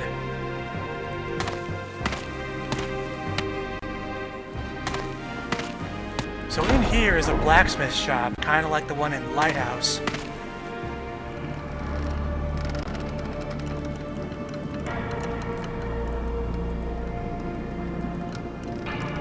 Oh, I just realized I forgot something.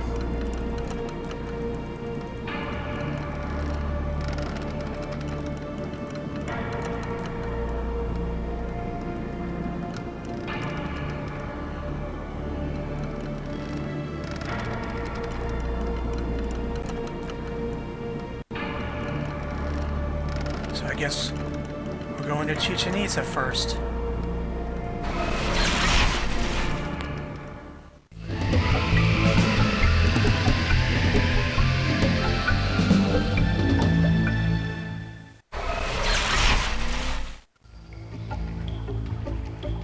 It's not every day you get to visit the Mayas in their own time. I would guess that we're standing on the High Priest's grave pyramid. Historians have theorized that before it was a tomb, it was used for some other ceremonial purpose.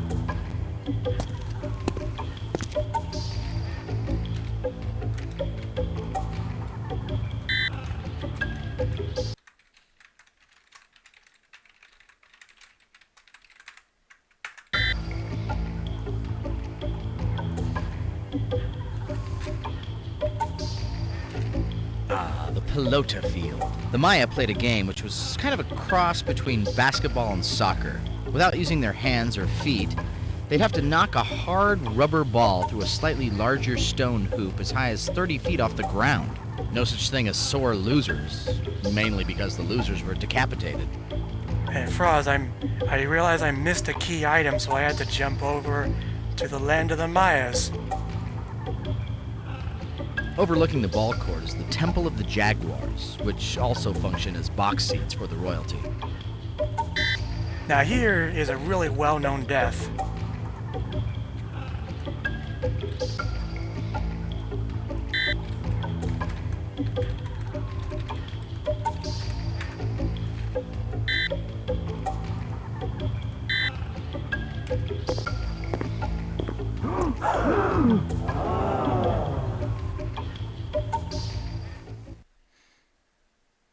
That's right, we don't strictly die, but we surprise the Mayas and they make us their god because we came from the temple.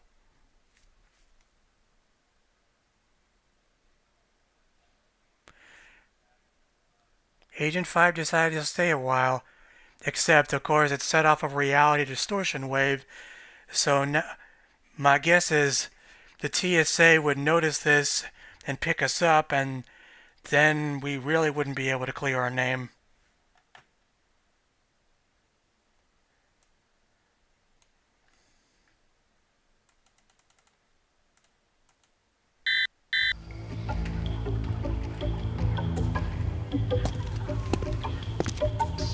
I'm telling you, this AI is just loaded with educational topics. That square building over there is the Casa Colorada. Historians believe it was the house of the high priest. This is the statue that was from the interface video. That's a chocmule. They were pretty common in Chichen Itza. Generally, if you wanted to be accepted by the gods, you'd place an offering in the chocmule's hands. I've only seen pictures of them facing away from the temple, though. I wonder why this one's facing inward. That circular building is the Caracol, which means snail. The Maya built it as an astronomical observatory. They'd line up the sun and moon through rectangular slits in its walls to identify important days like the summer and winter solstices. Behind the observatory is the Casa de las Monjas, or nunnery.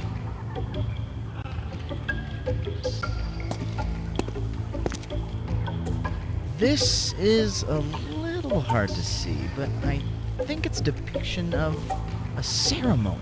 It looks like a priest or supplicant is making an offering to a god. That huge pyramid is the Castillo. It's dedicated to Kukulkan, who was the Mayan equivalent of the Aztec serpent god Quetzalcoatl. The structure behind it is the Temple of the Warriors. An interesting thing about El Castillo is that it was built on top of a smaller, older pyramid. In fact, some of the other Mayan pyramids have been built over the previous pyramid as many as 6 times, with the old temple still remaining underneath. Gage, look at this. This is a representation of one of the 9 trials of the underworld. That's definitely Tezcatlipoca, the Toltec god of war. The legend says that when a person died, their soul would have to travel through 8 levels of the underworld en route to the Deadland. On each one, they'd have to pass a trial given by the god that ruled that level. After passing all of the trials, they'd be allowed into the Deadland, where they spend eternity without joy or suffering.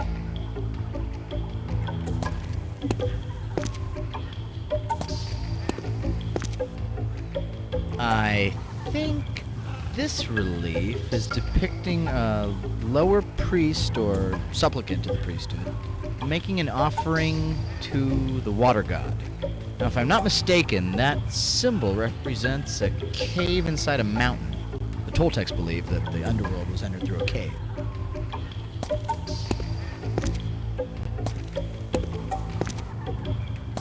Now we can see the inside of the temple. This is a Mayan ceremonial calendar. The larger disc has 20 month names inscribed in it, and the smaller one numbers the days. When they're spun, they make a month-day combination where they meet. If you do the math, that's 260 different combinations, each of which represent a day of the ceremonial year. Historians think that certain days of the ceremonial year were reserved for honoring the gods with human sacrifices, bloodletting, and other fun rainy day activities. Hey, what can you say? I guess the Mayans can be summed up with one simple word: fun. This looks like an ordainment ceremony. That guy with his head lowered is probably a supplicant to the priesthood who's just passed his rite of initiation. It seems like these scenes are showing ceremonies that take place in this temple. It was destroyed long before anyone had a chance to record any of these murals, so we're the very first ones to see what it might have been used for. Considering that the priests are wearing their best jaguar hides, I'd say this scene is depicting a pretty important religious ceremony. Now here's something really cool. We can actually use the Translate biochip to read these Mayan symbols. A certain kid would be ticked if he knew about this. The holy vessel contains the breath of Itzamna. To touch the holy vessel is to become a vessel of the word of Itzamna. Homage must be paid to 4 lords of the night before the layman is allowed to touch the holy vessel of ordainment. The Chakmul grants entrance to the underworld on any of the sacred days. Those are Mayan hieroglyphs. They had a pretty sophisticated pictograph writing system. Unfortunately, my Mayan's a little rusty right now.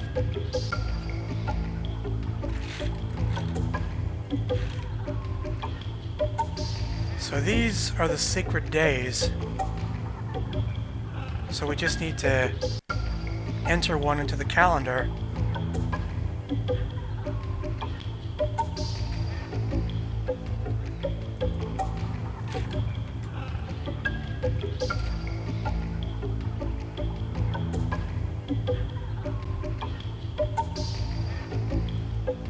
There's another time travel game I own that I will play at some point called Time Lapse, but the calendar wheel and the time zone there is far more complicated and annoying.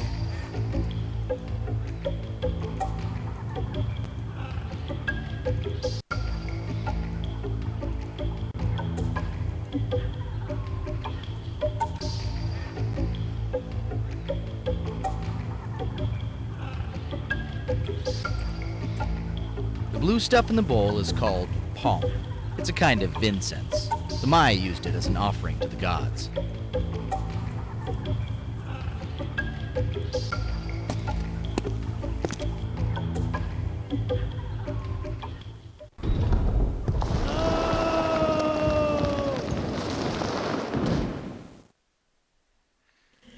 If you enter the wrong date, you end up in a spike pit. Well, we're not getting out the way we came in. The opening of that shaft we fell down is at least 4 meters above us. I guess that's the idea. No other way but forward. I knew that archaeologists found a series of natural caverns underneath this pyramid, but I don't think anyone's ever been able to figure out what they were used for. The Maya believed that the underworld was entered through a cave, so it's a good bet that that's what this place represented to them. Judging from what we've seen, I'd say that this is some sort of proving grounds, probably for supplicates to the priesthood. And considering that their word for the underworld was Xibalba, which literally means place of fright, I'll bet this was no funhouse. As I recall, the Mayan heavens in the underworld were usually represented as a 13-step pyramid on top of an upside-down 9-step pyramid, with the earth as a flat plane in between. The 13 gods of the heavens ruled the daytime, and the 9 gods of the underworld the night. That's why they called them the Lords of the Night. Their heavens were pretty exclusive. Only certain people like sacrifice victims and children were let in. The underworld was for everyone else. Anyone that didn't get into heaven would have to make the journey through the 9 levels of the underworld to the Deadland, which was ruled over by the god of death.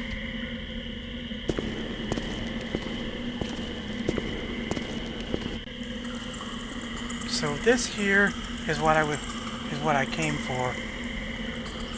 This copper medallion, which in this 3D engine looks like plastic to me. It also has a goofy smile on it.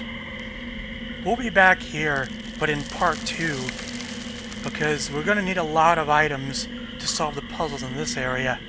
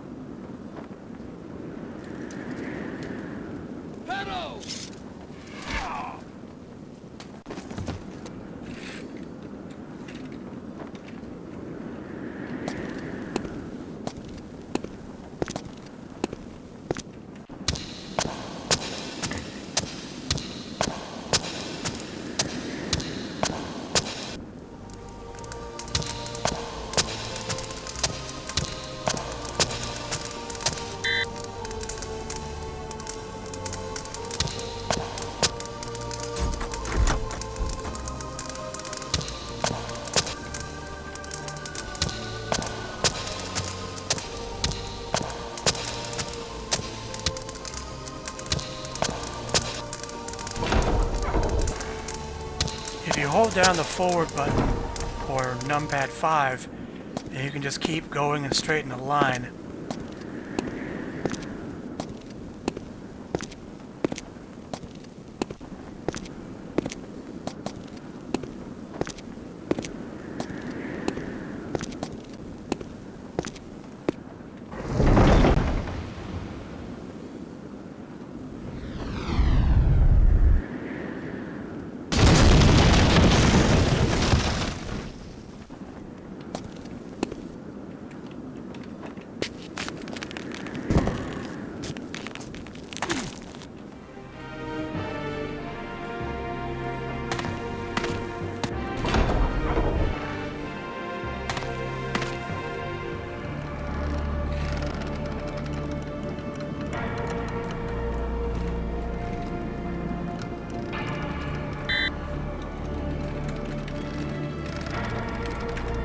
Okay, now back to what I was trying to get to.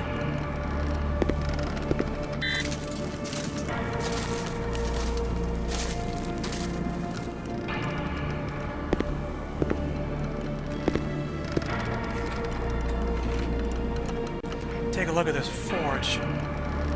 This is an old wood-burning forge, which blacksmiths at the time used to heat up and soften raw iron, which they would then hammer to create rod or forged tools and weapons. This fire can only get up to about 1,300 degrees Celsius. Stop me if I'm getting too technical. So they would be limited to casting softer metals, such as bronze, copper, or gold. Well, we have copper, so... Pumping the bellows draws air through the coals, stoking the fire. Try it, you weakling. Now what are we going to make? Well... there's a key mold under this brick, so it must be something important. Well, it's obviously a mold for a key. But why would he have hidden it under a brick?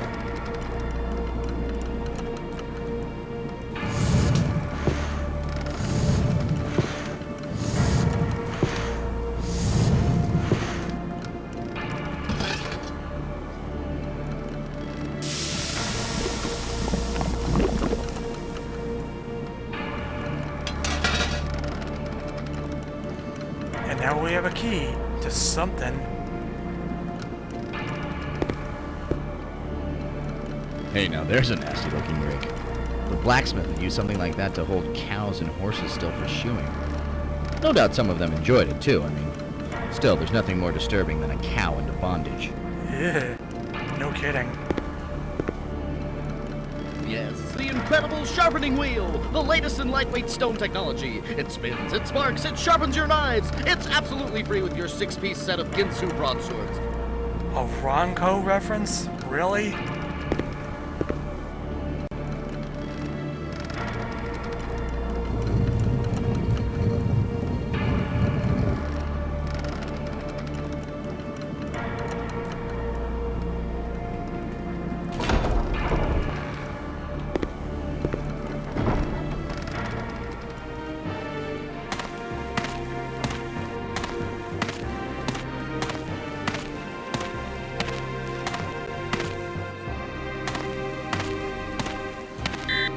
Oh, anachronism, huh?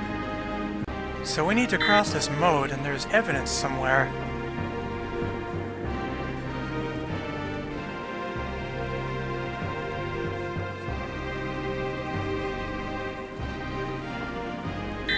Now for a kind of an annoying aspect of this game.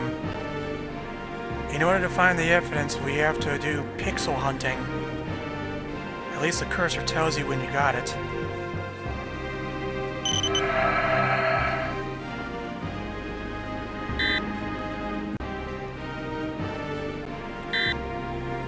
Some of the timestamps in these flybys and evidence photos are kind of... some are right, but some are completely wrong.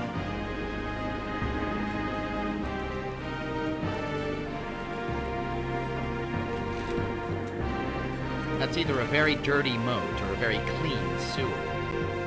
Rapunzel, Rapunzel, let down your hair. So that's where we need to get to.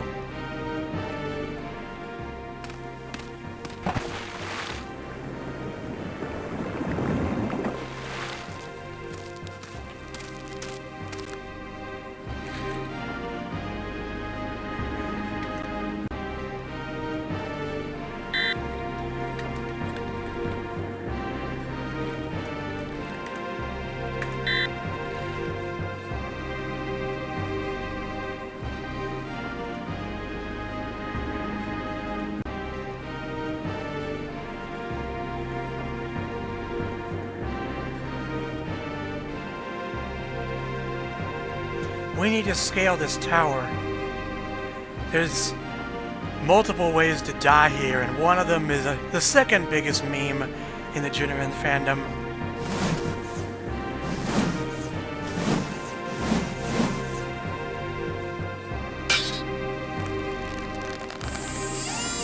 Hello! Joseph! Shaka, fool! 'Tis all for naught! It shall not claim this tour!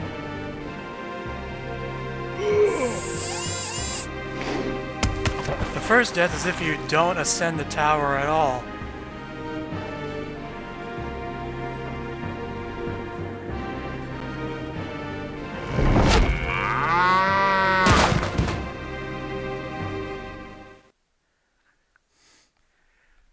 Having taken too long to begin his ascent of the keep, Agent 5 found himself an unwilling participant in a reenactment of a silly Monty Python skit. Silly and fatal. The next of kin have been notified.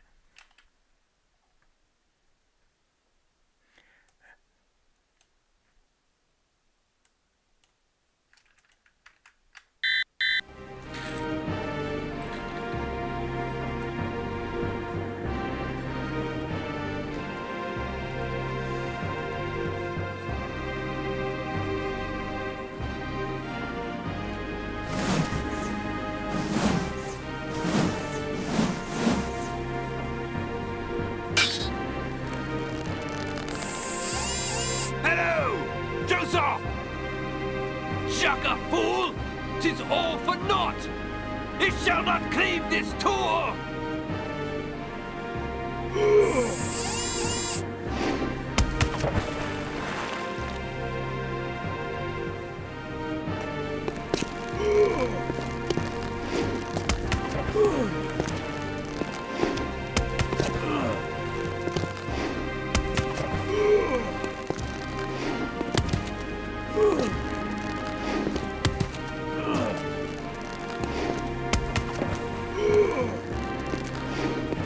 Quick!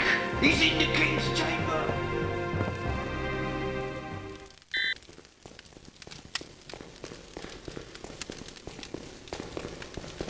Quick! He's in the king's chamber! I'm doing this with a translate chip on, just for fun.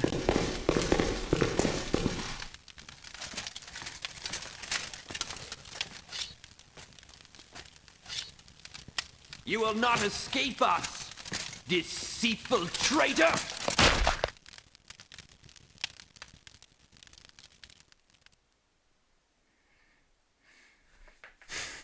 I really like the people in this screen.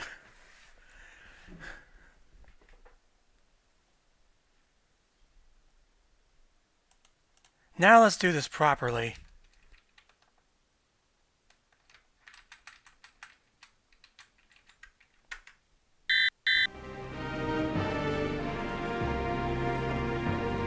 You want to equip your cloak biochip.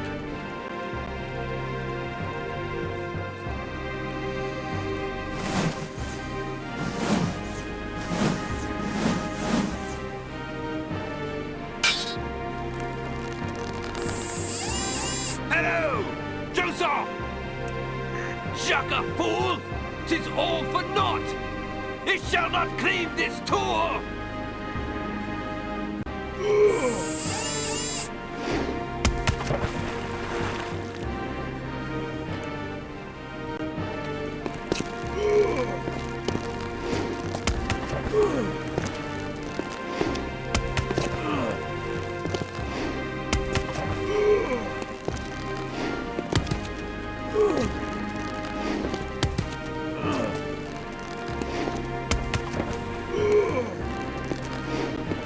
Quick!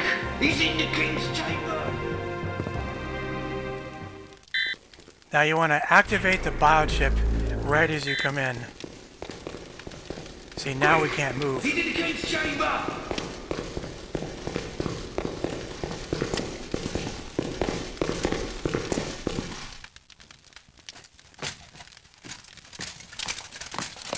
Alas!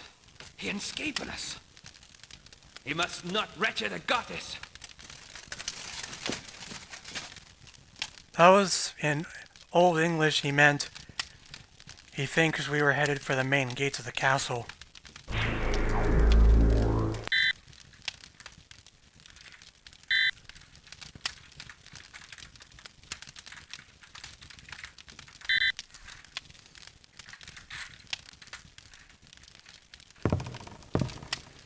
This is a really cool view. I've always liked the design of the way Middle Age furnishings were.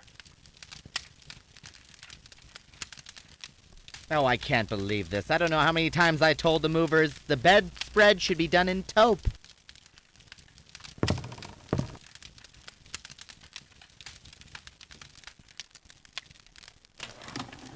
So my guess is the original key that this mold was for used to be here, but our so-called somebody took this. Either that or someone in this time period got wise and destroyed it themselves. Tapestries were used a lot as wall coverings to warm up rooms. The illustrations usually depicted historical moments such as great battles or biblical scenes.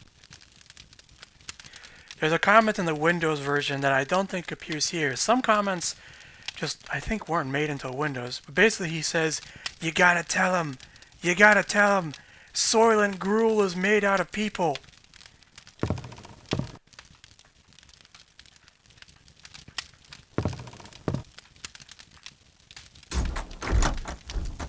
Hey, nice chest. We're actually close to the end of this time period, guys. The other nights, this leads to the top of the towers, and I'm betting they locked it, so...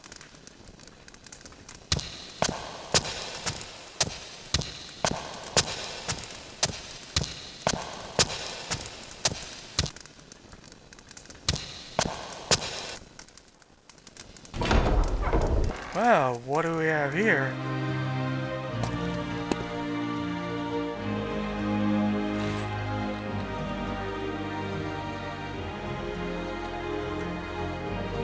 This must be the study. When the king stayed here, it would be his throne room.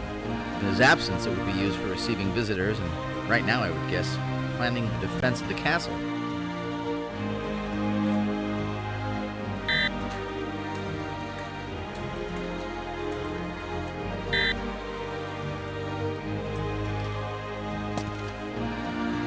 There's one more death over here at this door.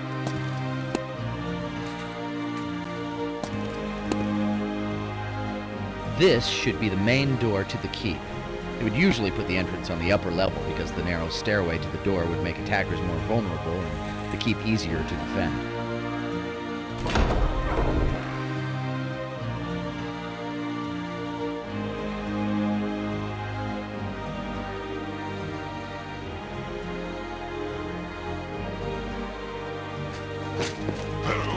I must be wounded. Alas, he had no weapon. Pity. It's so goofy.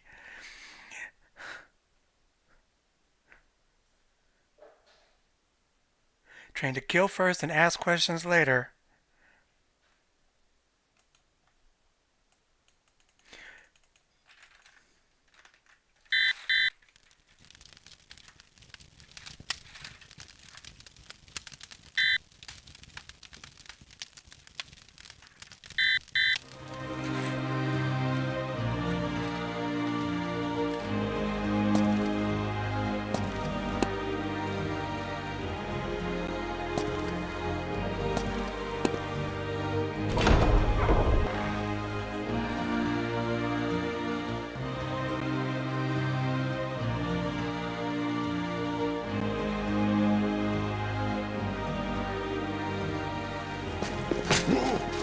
I must be insane. Oh, you have no weapon. Too bad.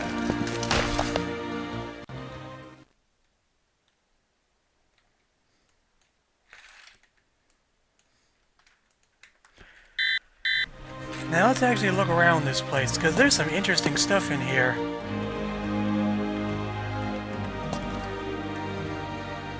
That looks like a defense plan for the keep. These guys need help. Badly.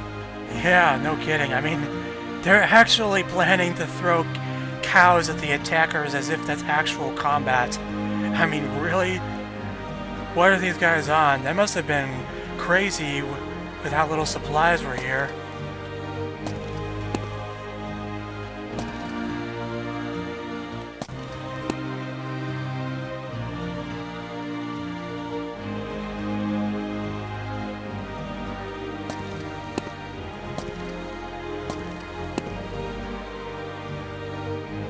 Now up here by the throne are a couple of journals.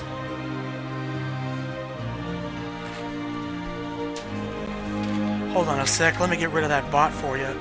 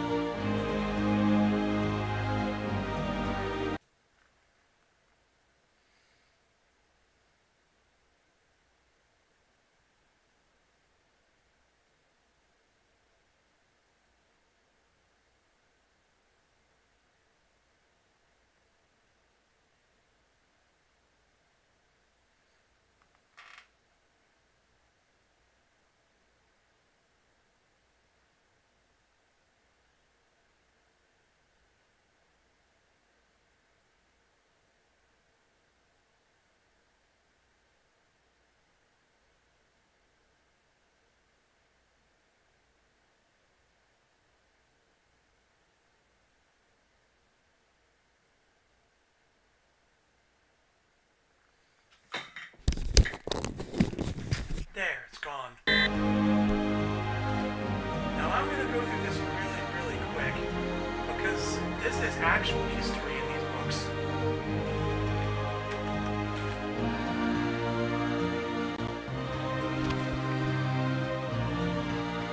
So we can scan this line by line with the translate mount chip, and I'll just hover over these lines really quick, and I'm not going to read it, it would take too long. Whoops, the mic was folded up. So I'm going to look through this with the translate bow chip, which can only scan line by line. But this is really interesting stuff.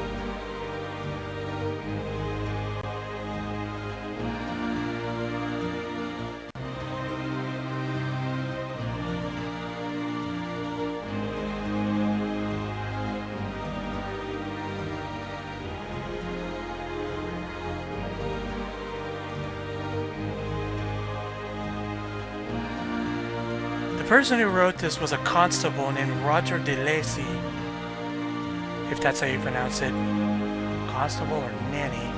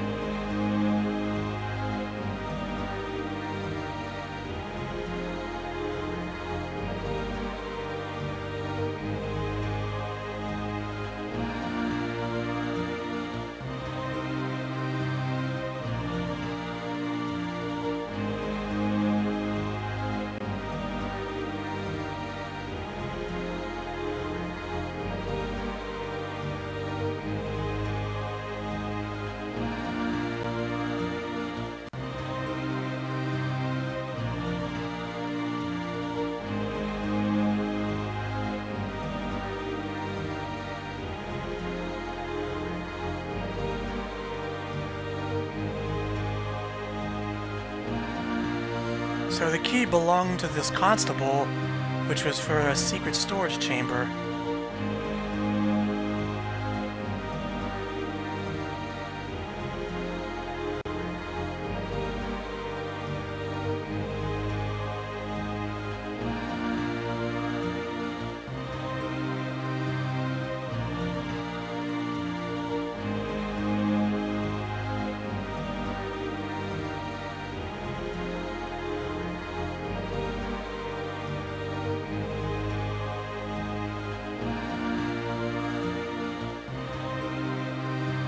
So King John, who replaced Richard the Lionheart, isn't doing a very good job being king. He was called the Soft Sword. Yep, right there.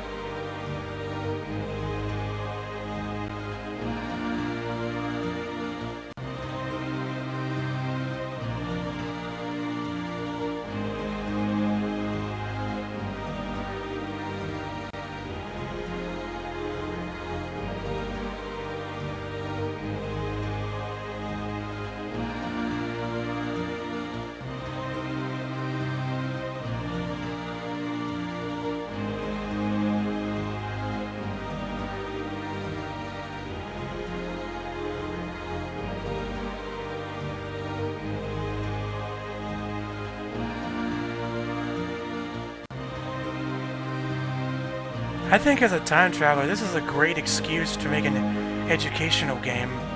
The only other one I saw do this was Carmen Sandiego's Great Chase Through Time.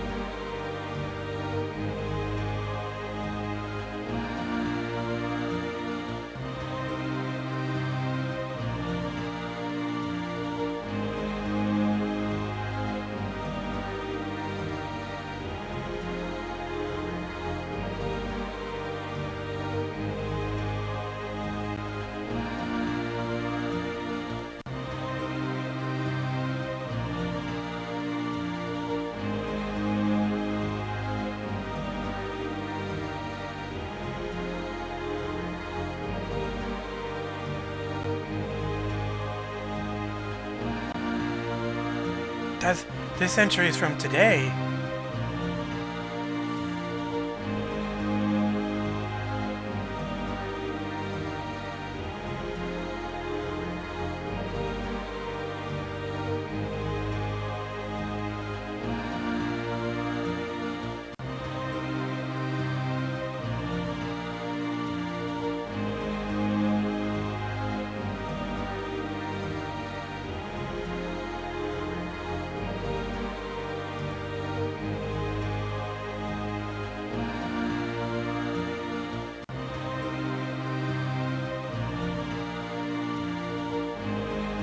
Yeah, I know, it's strange. Like in the first game, they had full songs, but here it's cut back to short loops.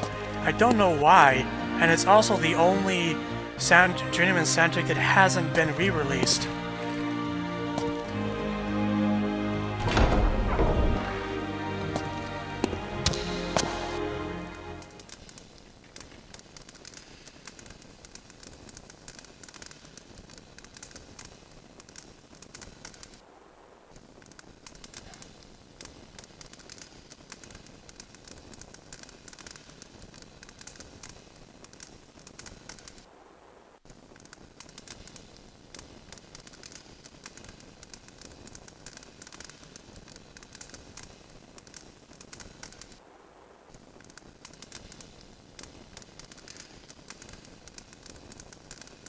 secret panel. Doors of the besieged castle burned this letter. Well, Roger de Lacy didn't seem to do a very good job burning that letter.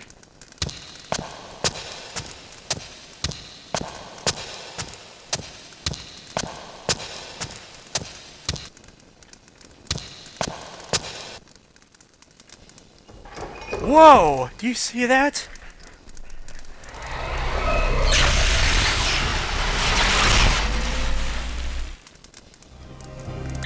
Gage, that's the one! That's the one who messed with my sculpture! I knew it! It was another agent.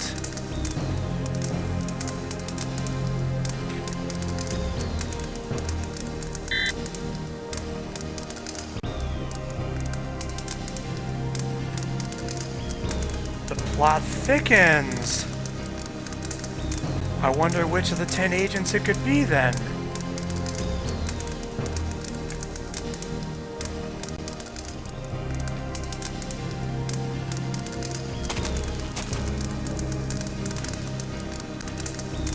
Wow, he licked those kegs. Probably not much left in them this far in the siege. What I'm trying to figure out is where do you put the tap? It looks like the supplies are pretty depleted. So the time traveler was standing in front of this chest. We have a key, so...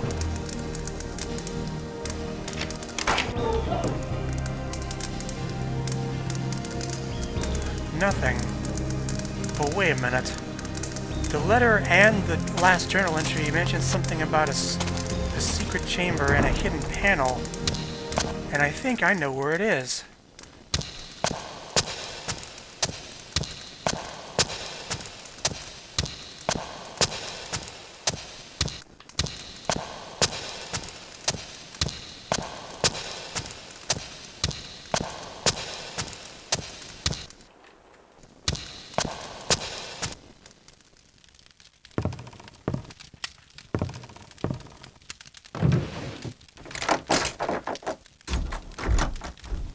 That sounds like a good noise.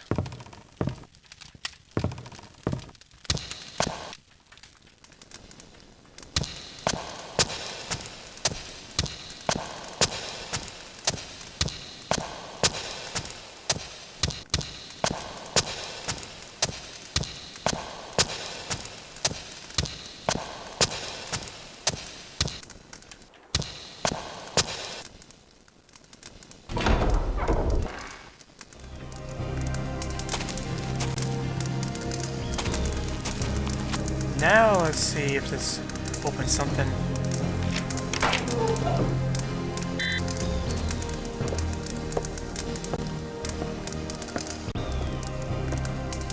Aha!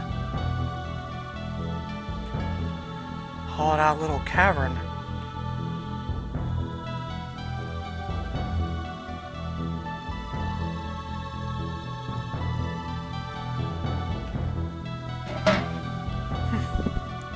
Oh, coins we can take. Well, I guess that's not going to affect the timeline too much.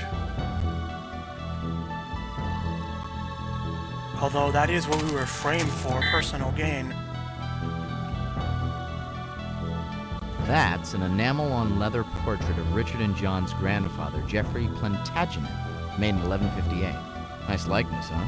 One of the few pieces still around in my time. Too bad. If you chip away the enamel and gold leaf, you can still see the numbers. Since life was so difficult in the Middle Ages, what with constant wars, and plagues, and whatnot, people just didn't have time for art. The knowledge of the masters of past generations wasn't passed on and was eventually forgotten. That's why everything from this period of history was pretty crude compared to the ages before and after it. And very little of it has survived because it was mostly in the form of tapestries and book illuminations, most of which have perished.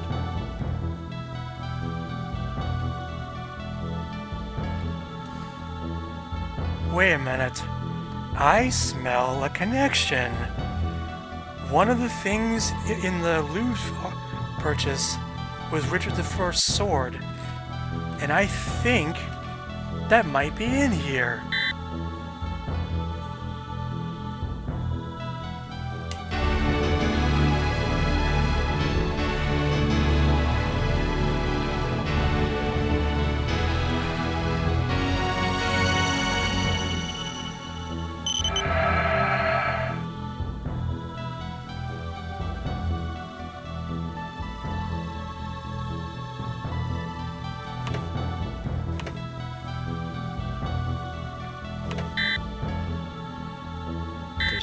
way that jewel was made by medieval hands.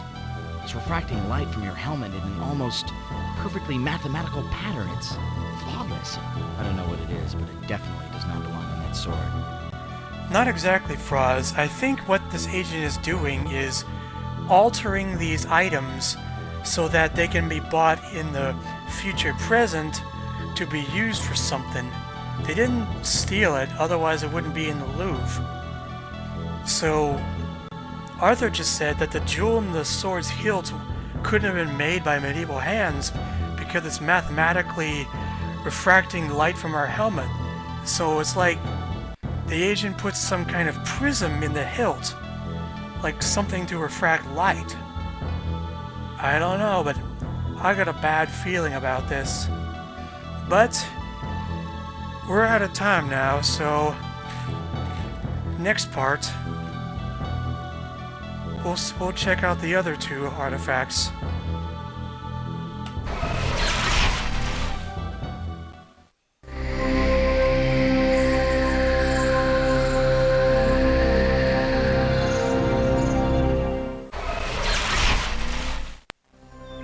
Oh, like the look. Early terrarium.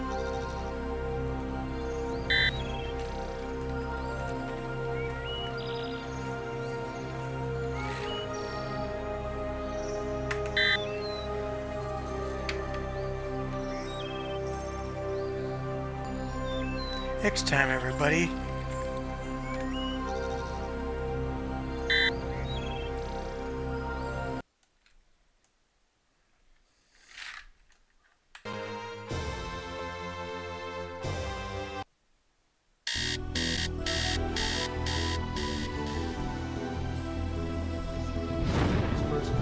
Earth has been officially admitted into the symbiotry of peaceful beings.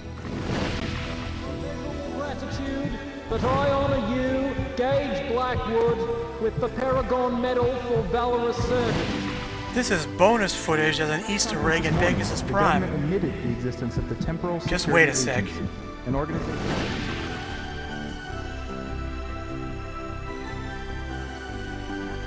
The arrest of Elliot Sinclair can be attributed to Agent 5, Gage Blackwood, who single-handedly defeated Sinclair's men.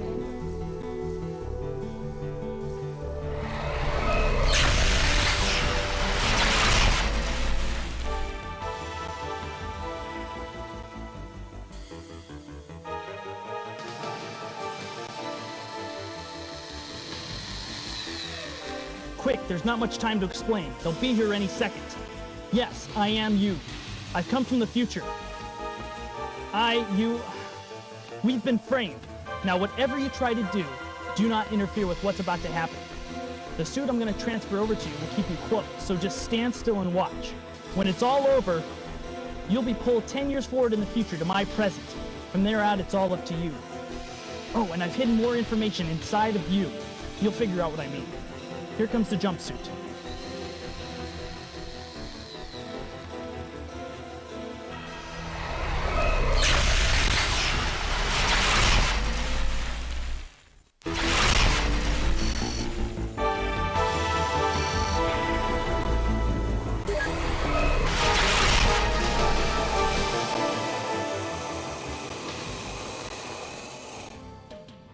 It's a smart move dumping your jumpsuit, Gage.